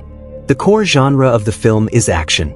The John Wick series is widely praised for redefining modern action cinema through its focus on realistic combat choreography and tactical gunplay. In John Wick, Chapter 2, the action sequences are designed to feel physical and precise rather than exaggerated. Each fight scene is built around movement, positioning, and strategy. The film shows John Wick using martial arts, grappling techniques, and controlled gunfire in a disciplined manner. This approach separates the movie from many action films that rely on explosive spectacle or unrealistic stunts. However, the film does not present action simply for excitement. The action sequences are integrated into the narrative structure. Each confrontation represents a consequence of John's choices or the system that controls the assassin world. As the story progresses, the scale of the action increases, reflecting the growing dangers surrounding John Wick. This steady escalation keeps the audience engaged while reinforcing the tension of the story. The crime genre also plays an important role in shaping the film's tone. Much of the story revolves around powerful criminal organizations, secret agreements, and political power within the assassin network. The high table functions almost like a ruling council that governs the global underworld. Characters compete for influence and status within this system, creating a sense of organized crime hierarchy. This crime drama element adds depth to the narrative and gives the story a broader sense of scale. Another strong influence on the film's tone comes from neo-noir storytelling. Neo-noir films often feature morally complex characters, dark visual styles, and themes of fate and consequence. John Wick, Chapter 2 reflects many of these characteristics. The world of the film is filled with shadows, neon lighting, and hidden dangers. The protagonist is not a traditional hero but a man with a violent past who struggles with the consequences of his actions. This darker tone gives the film emotional weight and distinguishes it from more conventional action movies. The movie also contains elements of mythic storytelling. Within the assassin community, John Wick is treated almost like a legendary figure. His reputation spreads through whispered conversations and fearful reactions from other characters. Many assassins recognize his name immediately and understand the danger he represents. This mythic reputation gives the character an almost larger-than-life presence.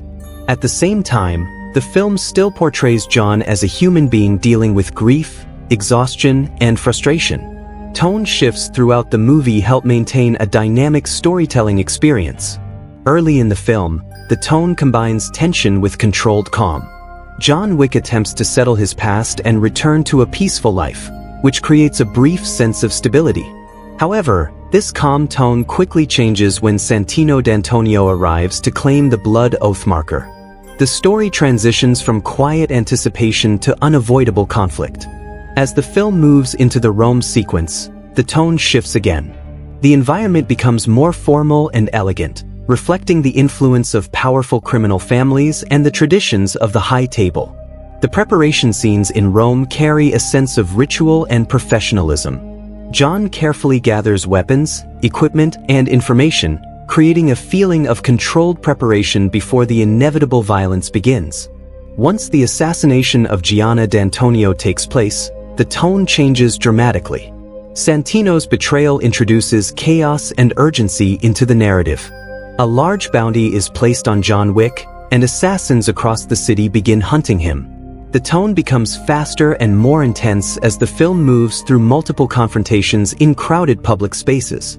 This part of the movie emphasizes survival rather than strategy. Despite the intensity of the action, the film occasionally introduces subtle moments of humor. These moments often appear in conversations between assassins who remain calm and polite even while preparing to kill each other. The humor is never exaggerated, but it adds personality to the characters and highlights the strange culture of the assassin world. The final act of the film introduces the most dramatic tone shift. When John Wick decides to break the sacred rule of the Continental Hotel by killing Santino inside the building, the story moves from controlled conflict into open rebellion. This decision transforms the narrative from a personal mission into a larger war between John and the assassin system. The ending reinforces this darker tone. When John is declared excommunicado, the audience realizes that the conflict is far from over. The tone shifts from action thriller into the beginning of a larger survival story. Through careful blending of genres and deliberate tone shifts, John Wick Chapter 2 creates a cinematic experience that feels both exciting and emotionally engaging. The film combines action intensity with crime drama complexity, creating a unique style that continues to define the franchise. John Wick Chapter 2 is widely recognized for its intense action and stylish presentation, but beneath the surface the film also explores several important themes and core messages. These themes give the story emotional depth and help explain the motivations behind the characters' actions. While the movie focuses heavily on combat and survival, it also examines ideas such as consequence, loyalty, power, freedom, and the difficulty of escaping one's past. Through the journey of John Wick and the people surrounding him, the film presents a complex view of a world ruled by strict codes and unavoidable obligations.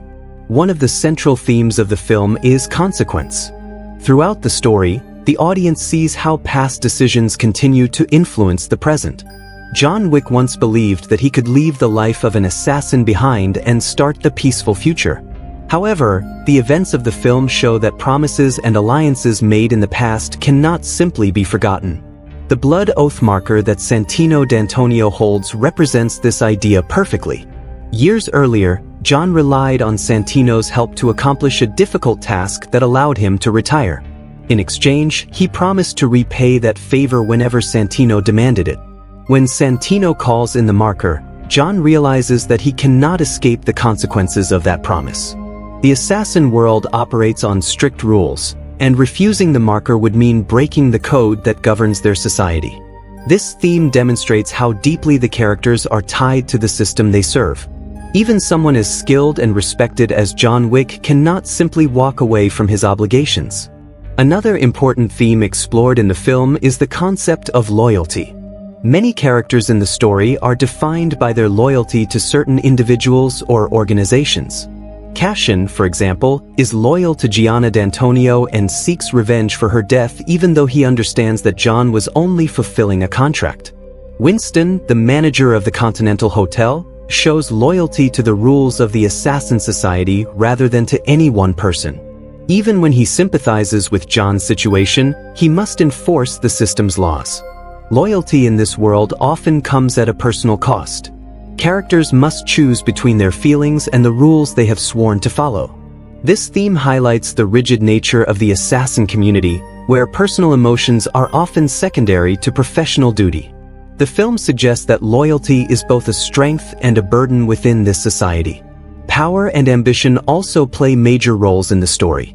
Santino D'Antonio represents the destructive side of ambition. His goal is to secure a seat at the high table, the council that controls the global assassin network.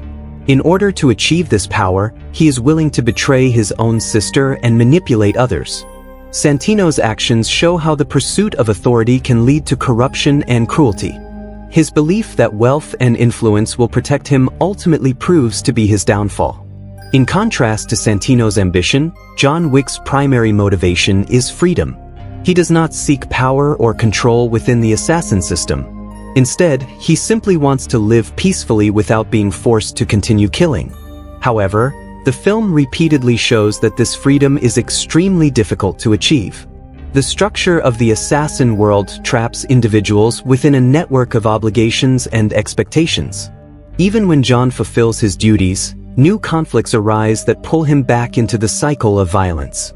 Another theme present in the film is identity. John Wick is known throughout the underworld as a legendary assassin. His reputation precedes him, and many characters react with fear or respect when they hear his name. This reputation becomes a defining part of his identity, whether he wants it or not.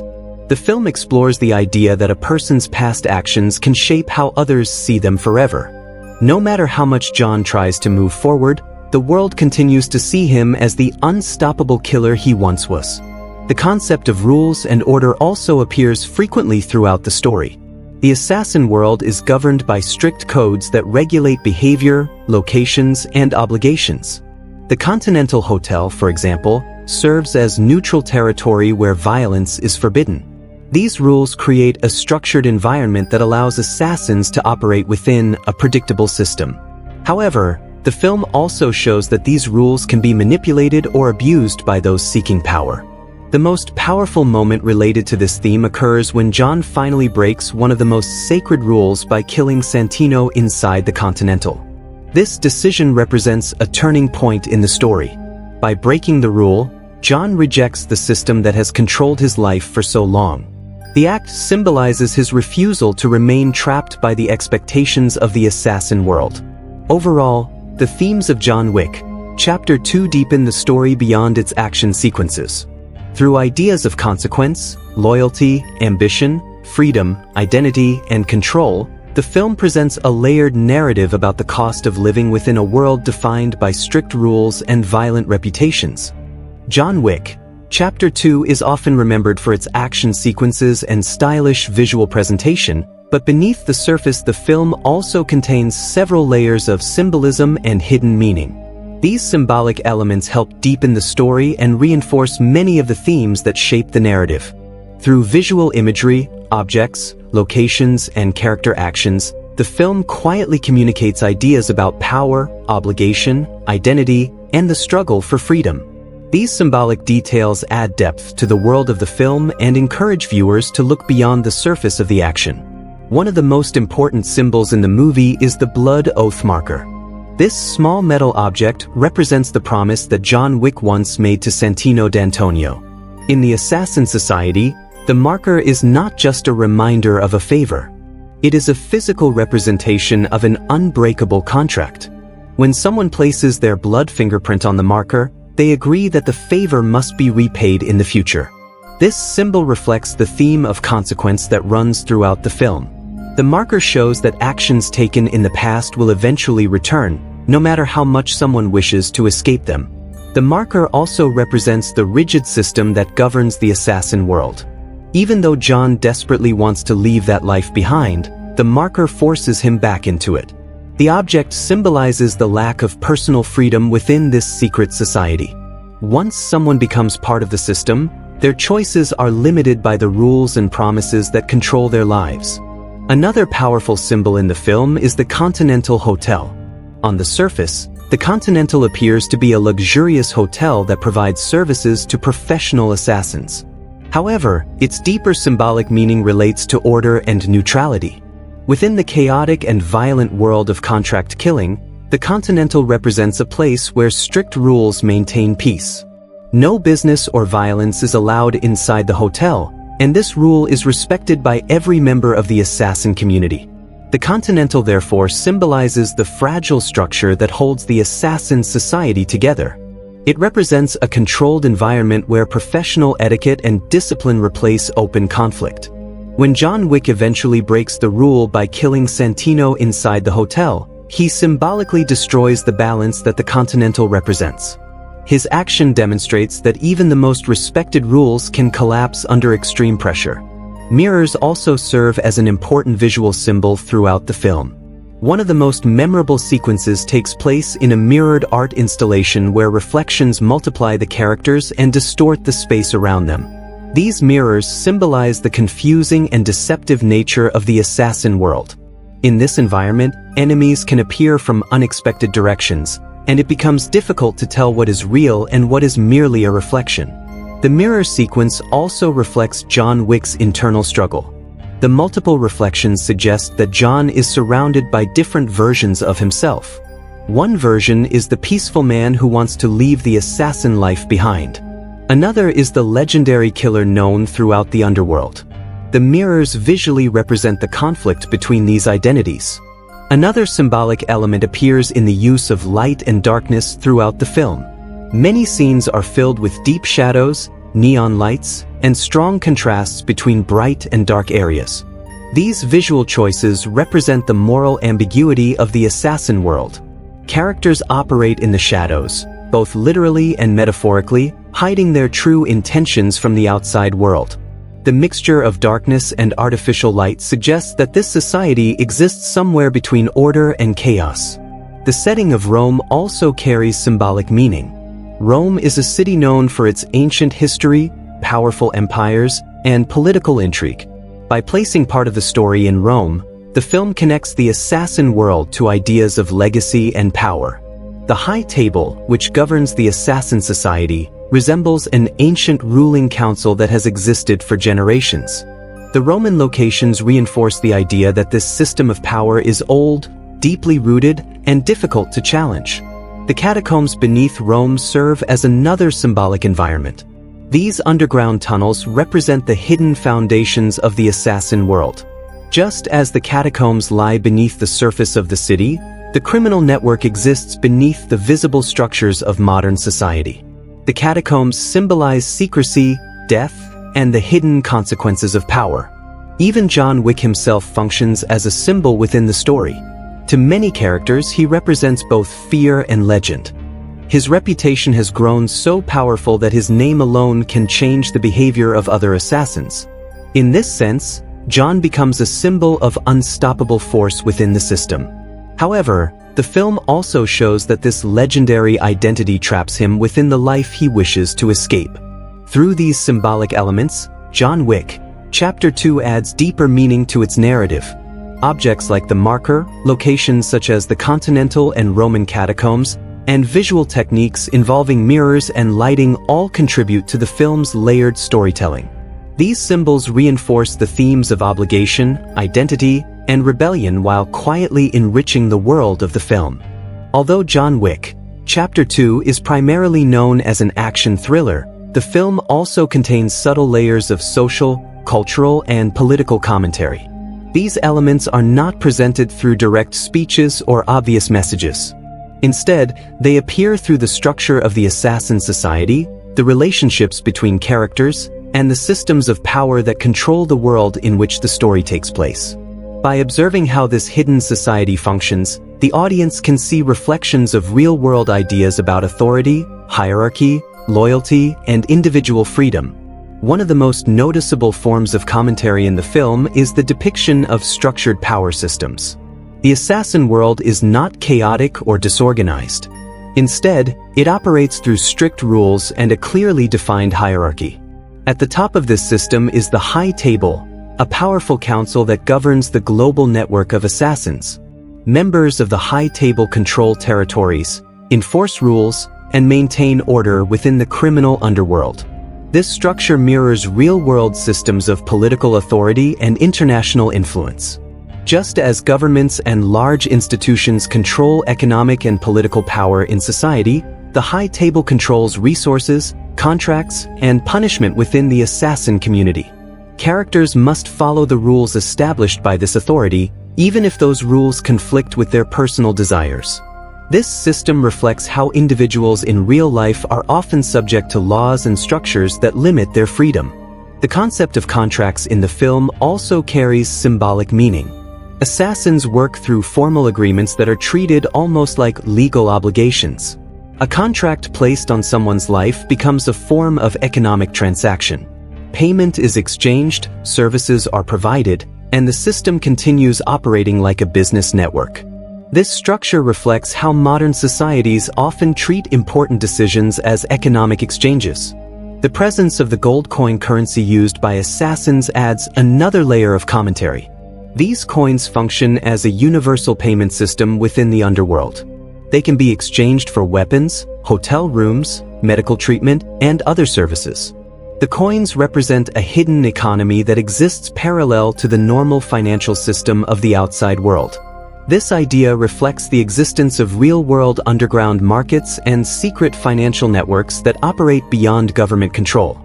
Another interesting aspect of the film's commentary involves the concept of professional identity. In the assassin society, individuals are defined almost entirely by their profession. A person's reputation as an assassin determines how others treat them. John Wick's name carries enormous weight because of his legendary status within the system. Other characters react with fear, respect, or caution when they hear who he is. This focus on reputation reflects how modern cultures often define individuals through their careers or public identities. Just as professionals in real life are known for their achievements and skills, assassins in the film build reputations based on their effectiveness and reliability. However, the story also shows the negative side of this system. Once a person becomes known for a certain role, it becomes extremely difficult to escape that identity. John Wick himself represents the struggle for personal freedom within a rigid system. Throughout the film, he attempts to leave the life of an assassin behind. However, the structures of the assassin world constantly pull him back. The blood oath marker, the rules of the high table, and the expectations of other assassins all limit his ability to choose a different path. This conflict reflects a broader cultural idea about individuals struggling against institutions that control their lives. In many societies, people feel trapped by obligations such as careers, financial responsibilities, or social expectations. John's struggle against the assassin system symbolizes this desire to break free from structures that define and restrict personal identity. The film also comments on loyalty and professional ethics. Within the assassin world, loyalty is often directed toward rules or organizations rather than toward individuals. Winston, for example, respects John Wick and understands his difficult situation. However, when John breaks the rules of the Continental Hotel, Winston must still enforce the punishment required by the system. This situation reflects how institutions often prioritize maintaining order over personal relationships. Even when individuals sympathize with someone's situation, they may still follow rules that cause harm. The film presents this conflict without clearly labeling it as right or wrong, allowing viewers to reflect on the complexity of institutional authority. Culturally, the movie also explores the idea of hidden societies operating within modern cities. The assassin network exists quietly within crowded urban environments, where ordinary people remain unaware of the violent activities taking place around them. This concept reflects a broader cultural fascination with secret organizations and unseen power structures. Ultimately, the social and political commentary in John Wick Chapter 2 remains subtle rather than direct. The film does not attempt to deliver clear moral lessons or political arguments. Instead, it presents a fictional society that mirrors certain aspects of real-world systems of power, loyalty, and identity. Through the hidden economy, structured hierarchy, and struggle for personal freedom, the film encourages viewers to consider how individuals navigate systems that shape their lives. These underlying ideas add. John Wick Chapter 2 contains many memorable moments that helped establish the film as one of the most respected action sequels of the modern era.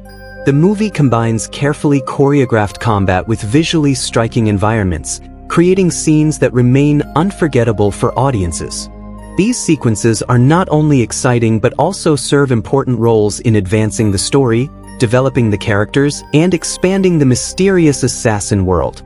Several key scenes stand out because of their intensity, creativity, and emotional impact. One of the first major scenes that captures the audience's attention is the opening sequence involving the recovery of John Wick's stolen car. This scene acts as a continuation of unfinished business from the first film. John tracks down the criminals who still possess his vehicle and enters a warehouse controlled by Abram Tarasov. What makes this scene memorable is the combination of action and restraint. Instead of turning the moment into a massive battle, John quickly demonstrates his dominance and skill, reminding everyone why his name is feared within the underworld. The sequence also includes a brief but powerful moment where Abram chooses to negotiate rather than challenge John, reinforcing the legend surrounding him. Another impactful scene occurs when Santino D'Antonio arrives at John's home to collect the blood oath marker. The conversation between the two characters is calm but filled with tension. Santino reminds John of the promise he made years earlier, and John initially refuses to honor the marker because he wants to retire peacefully. The situation escalates when Santino destroys John's home with a grenade launcher. This moment is shocking because it forces John back into the violent world he was trying to escape. The destruction of his house symbolizes the end of his attempt at a normal life. The preparation sequence in Rome is another memorable part of the film. When John arrives at the Rome Continental Hotel, the audience is introduced to new elements of the assassin world. John visits a specialized weapons supplier where he calmly selects the tools he will use for the upcoming mission. The scene plays out almost like a professional business transaction, with John carefully choosing firearms, ammunition, and equipment. The calm and methodical tone of this scene builds anticipation for the violence that will soon follow. The assassination of Gianna D'Antonio stands out as one of the most emotionally complex moments in the movie. John confronts Gianna in a luxurious Roman bathhouse, where she immediately understands why he has come. Instead of resisting or begging for her life, she chooses to end her own life rather than force John to kill her directly. This scene is powerful because it shows the strict code of honor that governs the assassin world. Gianna accepts her fate with dignity, and John shows respect for her decision. Following this moment, the film moves into one of its most intense action sequences inside the Roman catacombs. John must escape through a maze of underground tunnels while facing multiple armed opponents. The environment creates a sense of danger and isolation, with narrow passages and dark lighting adding tension to the scene. The sequence demonstrates John's ability to adapt to difficult situations while maintaining control under pressure. The nightclub sequence is another standout moment in the film. Set inside a crowded entertainment venue filled with flashing lights and loud music, this scene blends style with action. John moves through the nightclub searching for his target while eliminating enemies along the way. The choreography of the fight scenes matches the rhythm of the music, creating a visually striking and energetic experience. One of the most unique scenes in the film takes place in a public subway station where John encounters Cashin, Gianna's loyal bodyguard. Their confrontation begins as a quiet conversation and quickly turns into a brutal fight. What makes this scene memorable is the contrast between the calm public environment and the deadly battle taking place within it. Even during the fight, both characters remain focused and professional, reflecting the respect shared between skilled assassins. The museum mirror sequence near the end of the film is widely considered one of the most visually impressive moments in the entire series. The fight takes place in a room filled with mirrors that reflect the characters in multiple directions. This environment creates confusion and tension as both John and his enemies struggle to locate each other among the reflections. The scene highlights the film's creative use of visual design in action storytelling. Finally, the scene where John kills Santino inside the Continental Hotel delivers one of the most dramatic moments in the story. By breaking the sacred rule that forbids violence inside the hotel, John triggers serious consequences for himself. This moment represents the turning point of the film and sets the stage for the events that follow. Together, These scenes combine action, emotion, and visual creativity to create a powerful and memorable cinematic experience. John Wick Chapter 2 stands as one of the most distinctive action films of the modern era, but it also exists within a broader tradition of action cinema. When comparing the film to similar movies or to the work of its director, it becomes clear how the John Wick series both draws inspiration from earlier films and creates a new style that influences later action projects. The movie combines elements from classic action thrillers, martial arts films, crime dramas, and neo-noir storytelling, while also introducing innovations in choreography, cinematography, and world-building. One of the most obvious comparisons can be made with classic action heroes from the 1980s and 1990s. Characters such as John McClane from the Die Hard series or Martin Riggs from the Lethal Weapon films also face overwhelming odds and rely on their determination and skill to survive.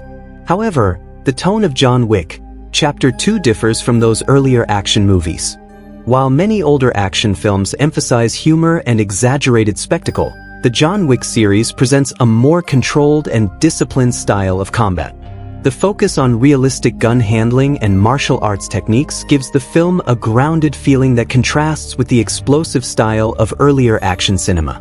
The film can also be compared to martial arts movies, particularly those from Hong Kong cinema. Directors such as John Woo helped popularize the use of stylized gunplay combined with martial arts choreography. Films like Hard Boiled and The Killer feature intense action scenes where characters move through environments with precise and graceful combat techniques. John Wick Chapter 2 reflects this influence by blending gun combat with close-quarters martial arts. The result is a fighting style often referred to as gun fu, where firearms and hand-to-hand combat are used together in fluid motion. Another interesting comparison can be made with the Jason Bourne series. The Bourne films introduced a modern style of action filmmaking that emphasized realistic combat and espionage storytelling. Both series feature highly trained protagonists who are constantly pursued by dangerous enemies. However, the visual style of John Wick Chapter 2 is very different from the Bourne movies.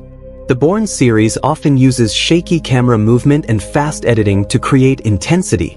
In contrast, John Wick Chapter 2 uses steady camera work and longer shots to allow the audience to clearly follow the choreography of each fight. The John Wick series can also be compared to neo-noir crime films. Neo-noir movies often feature morally complex characters, dark visual styles, and themes involving fate or consequence. John Wick Chapter 2 shares many of these characteristics. The story takes place in a shadowy criminal world where characters follow strict codes and dangerous traditions. The use of dramatic lighting, reflections, and nighttime environments further reinforces the neo-noir atmosphere. Within the director's own career, John Wick Chapter 2 represents a continuation and expansion of the vision established in the first John Wick film. Director Chad Stahelski approached the sequel with the goal of increasing the scale of the story while maintaining the identity of the original movie. The first film introduced audiences to the secret society of assassins, while the sequel expands that world by exploring its international connections and political structures. Stahelski's background as a stunt coordinator also influences the direction of the film. Before directing, he worked on many major Hollywood productions as a stunt performer and action designer. This experience allows him to focus on practical choreography and physical realism. In both the first and second John Wick films, Stahelski emphasizes clear visual storytelling during action sequences. Instead of hiding movement through editing tricks, he allows the audience to see the performers executing the choreography. The visual style of John Wick Chapter 2 also shows the director's interest in blending action with artistic imagery. The use of colorful lighting, mirrored environments, and carefully designed architecture gives the film a unique visual identity. These elements help distinguish the series from other action franchises that rely primarily on explosions or large-scale destruction. Another comparison can be made with later films that were influenced by the John Wick series. After the success of the franchise, many action movies began adopting similar techniques. Films such as Atomic Blonde and Nobody feature combat choreography and camera work that clearly reflect the influence of the John Wick style. These films emphasize physical performance, tactical combat, and carefully staged action scenes. The John Wick series also helped revive interest in practical stunt work within the action genre. By demonstrating that audiences appreciate clearly visible choreography and realistic combat, the films encouraged other filmmakers to move away from excessive digital effects and chaotic editing. Overall, John Wick Chapter 2 successfully builds upon earlier traditions in action cinema while also introducing new stylistic elements. By combining influences from martial arts films, crime dramas, and neo-noir storytelling, the movie creates a unique experience that stands apart from many other modern action films. Its impact on the genre continues to shape how action movies are designed and filmed today. The ending of John Wick Chapter 2 is one of the most important and dramatic moments in the entire film. Unlike many action movies that conclude with a complete resolution, this film ends by expanding the conflict and setting the stage for an even larger story. The final scenes focus on the consequences of John Wick's actions and the decision that ultimately changes his relationship with the assassin world forever. To fully understand the meaning of the ending, it is necessary to examine both the events that take place and the larger themes they represent. The climax of the story occurs when John Wick finally confronts Santino D'Antonio. Throughout the film, Santino manipulates John into completing a mission that benefits him personally.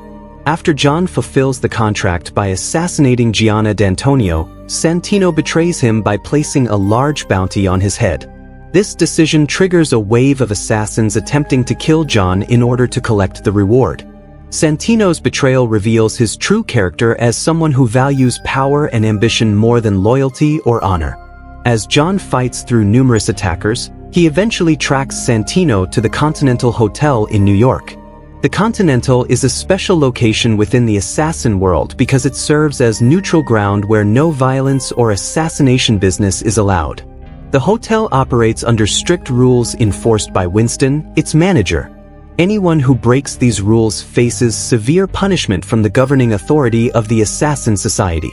Santino chooses to hide inside the Continental because he believes the rules will protect him. He sits calmly in the hotel lounge, confident that John Wick will not risk breaking the sacred rule against violence within the building. This moment highlights Santino's arrogance and his belief that the system will always protect those who understand how to manipulate it. However, John Wick reaches a breaking point. Throughout the film, he has followed the rules of the assassin world even when those rules forced him into situations he did not want. He honored the blood oath marker, completed the assassination mission, and endured Santino's betrayal. By the time he reaches the Continental, John has lost any remaining patience with the system that has controlled his life. In a decisive moment, John walks directly toward Santino and shoots him in the head in front of several witnesses. This action immediately breaks the most sacred rule of the assassin community.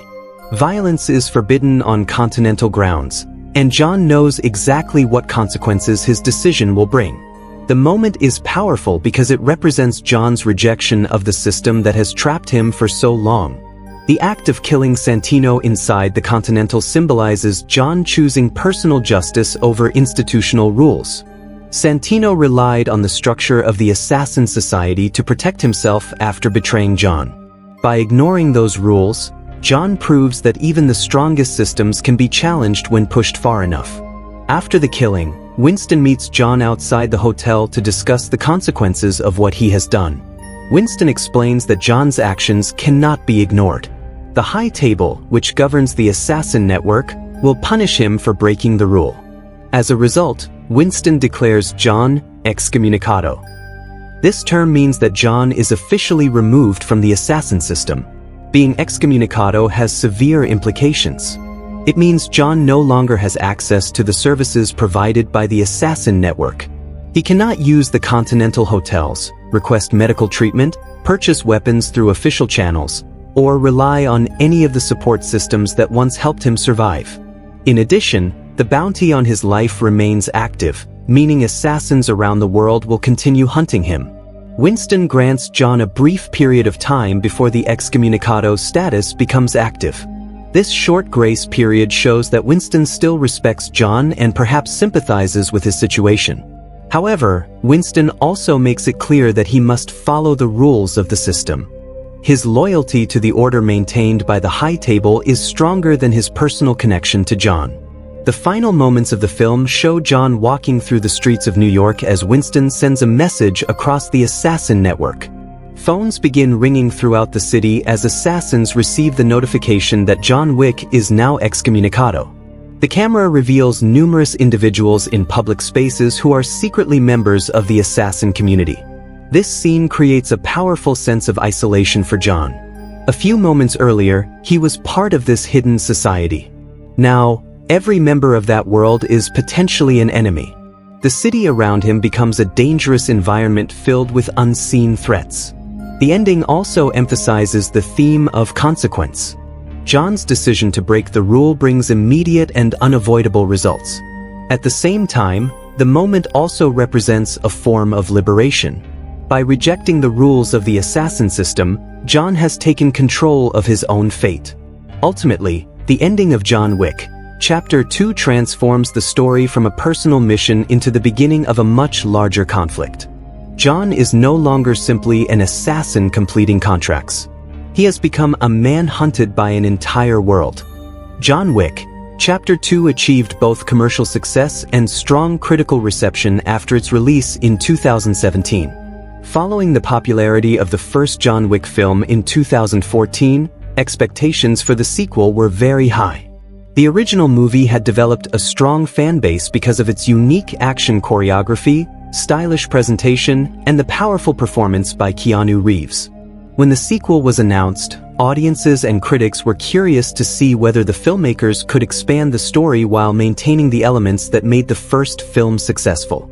The final results showed that the sequel not only matched those expectations but also helped strengthen the franchise's reputation within the action genre. The production budget for John Wick, Chapter 2 was estimated to be around $40 million. Compared to many large Hollywood action films that often exceed budgets of $100 million, this amount was relatively moderate. However, the filmmakers used the budget very effectively by focusing on practical stunt work, real locations, and detailed choreography rather than relying heavily on expensive computer-generated effects. This efficient use of resources allowed the film to deliver impressive action sequences while maintaining a strong visual style. The movie was officially released in theaters on February 10, 2017. Lionsgate handled the distribution and marketing of the film, promoting it as a continuation of the intense action experience that audiences enjoyed in the first installment. The marketing campaign emphasized Keanu Reeves returning as the legendary assassin and highlighted the film's expanded international settings and larger action sequences. Trailers and promotional materials focused on the sleek visual style and the creative combat choreography that had become a defining feature of the series. At the box office, John Wick, Chapter 2 performed very well.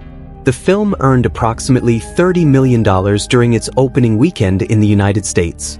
This strong opening demonstrated the growing popularity of the franchise and showed that audiences were eager to return to the world of John Wick. The opening weekend performance also exceeded the opening of the first film, indicating that the series had gained significant momentum since its original release. As the film continued its theatrical run, it maintained steady earnings both in domestic and international markets. In the United States and Canada, the movie eventually earned around $92 million. International markets contributed an additional amount that brought the worldwide total to approximately $171 million.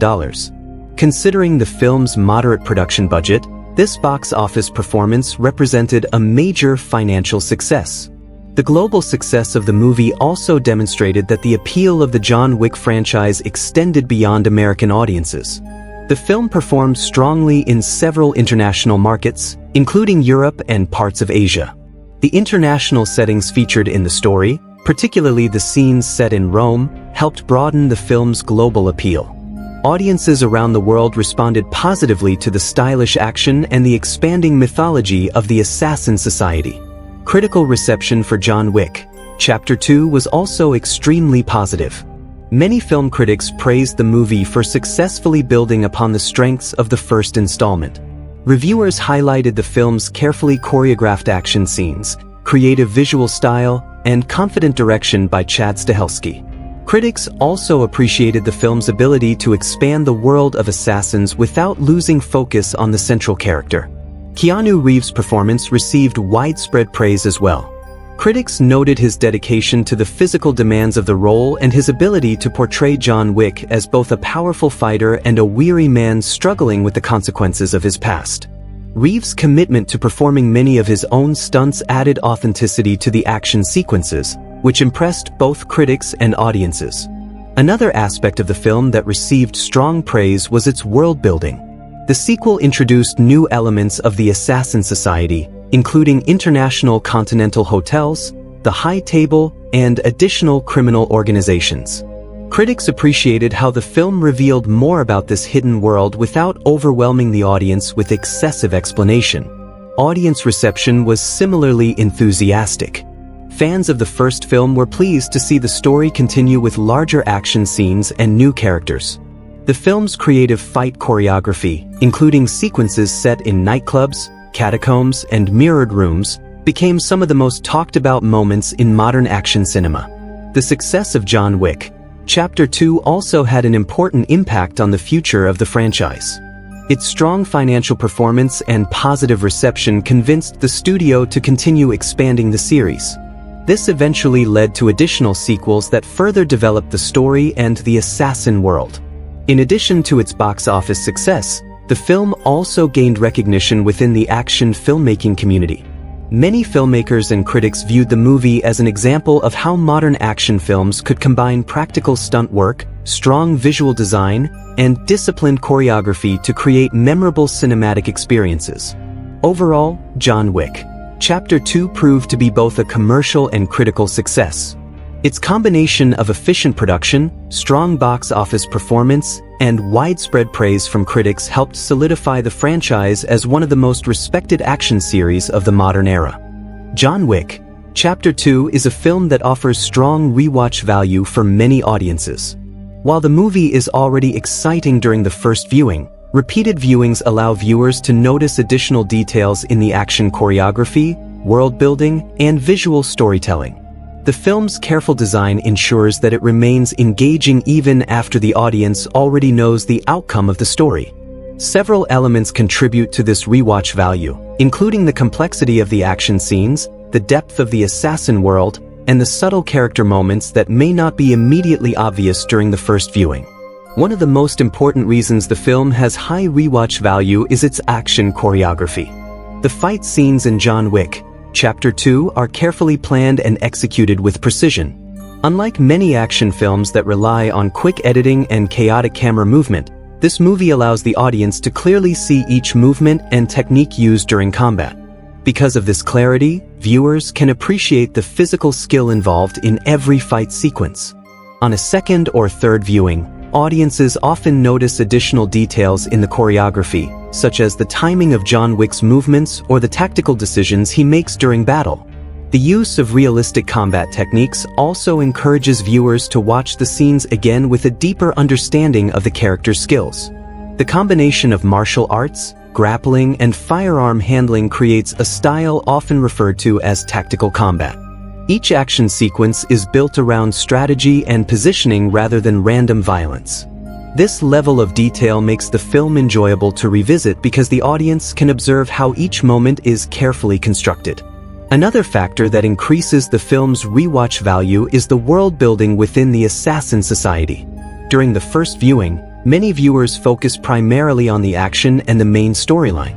However, repeated viewings reveal more information about the hidden structure of the assassin world.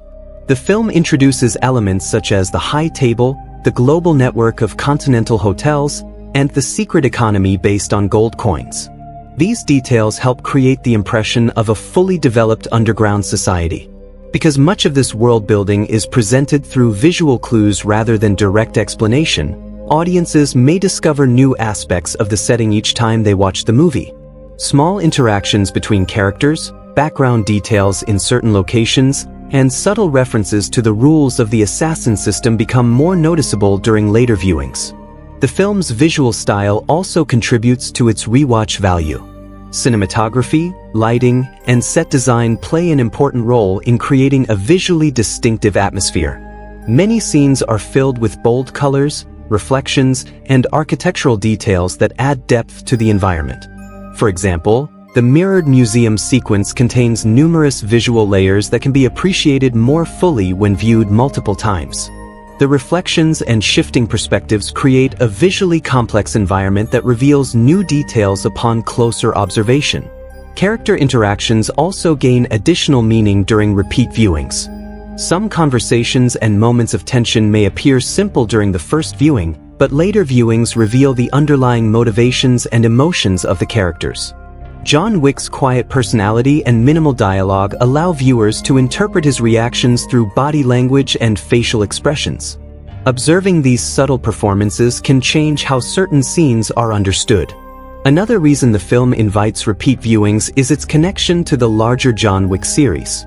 The ending of John Wick Chapter 2 sets up the events of the next film by declaring John excommunicado and placing him outside the assassin system. Knowing what happens in later installments allows viewers to return to this movie with a different perspective. Certain moments that originally seemed like small details may later appear as important steps in the overall story arc of the franchise. From an audience takeaway perspective, the film leaves viewers with several important impressions. One of the most significant messages is the idea that actions have lasting consequences. John Wick attempts to escape his violent past, but the obligations and promises he made continue to shape his life. The story demonstrates that even highly skilled individuals cannot easily escape the systems they once served. Another takeaway involves the theme of personal freedom. Throughout the film, John struggles against the rigid rules that control the assassin world. His final decision to break the Continental's most sacred rule represents a moment of rebellion against that system. This act suggests that sometimes individuals must challenge established structures in order to reclaim control over their lives. The film also leaves audiences reflecting on the idea of identity. John Wick's reputation as a legendary assassin follows him everywhere, making it nearly impossible for him to redefine himself. This concept mirrors real-life situations where people feel defined by their past actions or professional roles. Ultimately, John Wick Chapter 2 provides both thrilling entertainment and deeper themes that remain interesting even after multiple viewings. Its combination of detailed action, rich world-building, and layered storytelling ensures that audiences can continue discovering new elements each time they return to the film. John Wick Chapter 2 is widely available across several viewing platforms, making it easy for audiences around the world to experience the film in different formats. Since its release in 2017, the movie has become a popular title on both digital streaming services and physical media.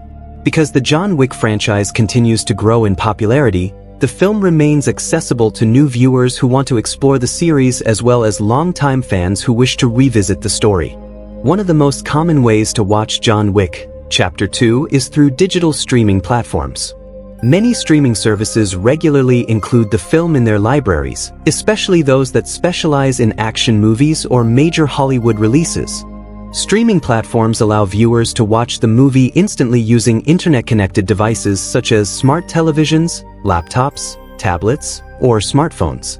This convenience makes streaming one of the most popular methods for watching the film today. The availability of the movie on streaming platforms may vary depending on the region. Different countries often have different agreements with distributors and studios, which means the film might appear on one platform in one region while appearing on a different platform in another. Because of this, viewers sometimes need to check which service currently offers the movie in their location. Another common way to watch the film is through digital rental or digital purchase. Many online video stores offer the option to rent the movie for a limited period of time or purchase it permanently in a digital format. Digital rental usually allows viewers to watch the film within a specific time window, often 24 to 48 hours after starting playback. Digital purchase, on the other hand, allows viewers to keep the movie in their personal library indefinitely. Digital platforms often provide the film in high-definition formats, including full high-definition and ultra-high-definition versions. These formats allow viewers to experience the movie's detailed cinematography and visual design with greater clarity. Because John Wick Chapter 2 features striking lighting, vibrant colors, and carefully designed environments, watching the film in high resolution can significantly enhance the viewing experience. Physical media remains another popular option for watching the movie. The film was released on Blu-ray, DVD, and ultra-high-definition Blu-ray discs. These physical formats offer high-quality video and sound, often accompanied by additional bonus features. Special features included with physical releases may include behind-the-scenes documentaries, interviews with the cast and crew, and detailed explanations of the action choreography used in the film. Many fans of the John Wick franchise appreciate physical media because it provides a permanent version of the movie that does not depend on internet access or streaming availability. Physical editions also sometimes include collectible packaging or artwork that appeals to collectors and dedicated fans of the series. Watching the movie as part of the larger John Wick series is another recommended approach. John Wick Chapter 2 is the second installment in the franchise, and it continues the story that began in the first film. For viewers who are new to the series, watching the original John Wick film first can help provide important context for the events of the sequel. The second film builds directly on the character relationships and world building introduced in the first installment. For audiences interested in experiencing the full story, watching the films in chronological order can enhance the narrative impact. Beginning with the first film, followed by John Wick Chapter 2, allows viewers to see how the assassin world expands and how John Wick's situation becomes increasingly complicated. The sequel introduces important concepts such as the High Table and the international network of assassins, which continue to play major roles in later films. Home theater systems can also enhance the experience of watching John Wick Chapter 2. The film's detailed sound design, musical score, and action sequences benefit from high-quality audio systems that reproduce the full range of sound effects and music. Watching the movie on a large screen with surround sound can recreate a cinematic atmosphere similar to the theatrical experience. In addition to home viewing options, the movie is occasionally featured in special screenings or film festivals that celebrate action cinema. These events sometimes present the film on large theater screens, allowing audiences to appreciate its visual style and choreography in a communal setting. Overall, John Wick Chapter 2 is widely accessible through multiple viewing methods, including streaming services, digital rentals, digital purchases, and physical media formats. These options allow viewers to choose the format that best fits their preferences and viewing environment. Whether watched for the first time or revisited as part of the larger franchise, the film offers a visually engaging and action-packed experience that continues to attract audiences years after its original release. If you liked this video, don't forget to hit the like button, share your thoughts in the comments, and subscribe for more gripping movie explanations like this.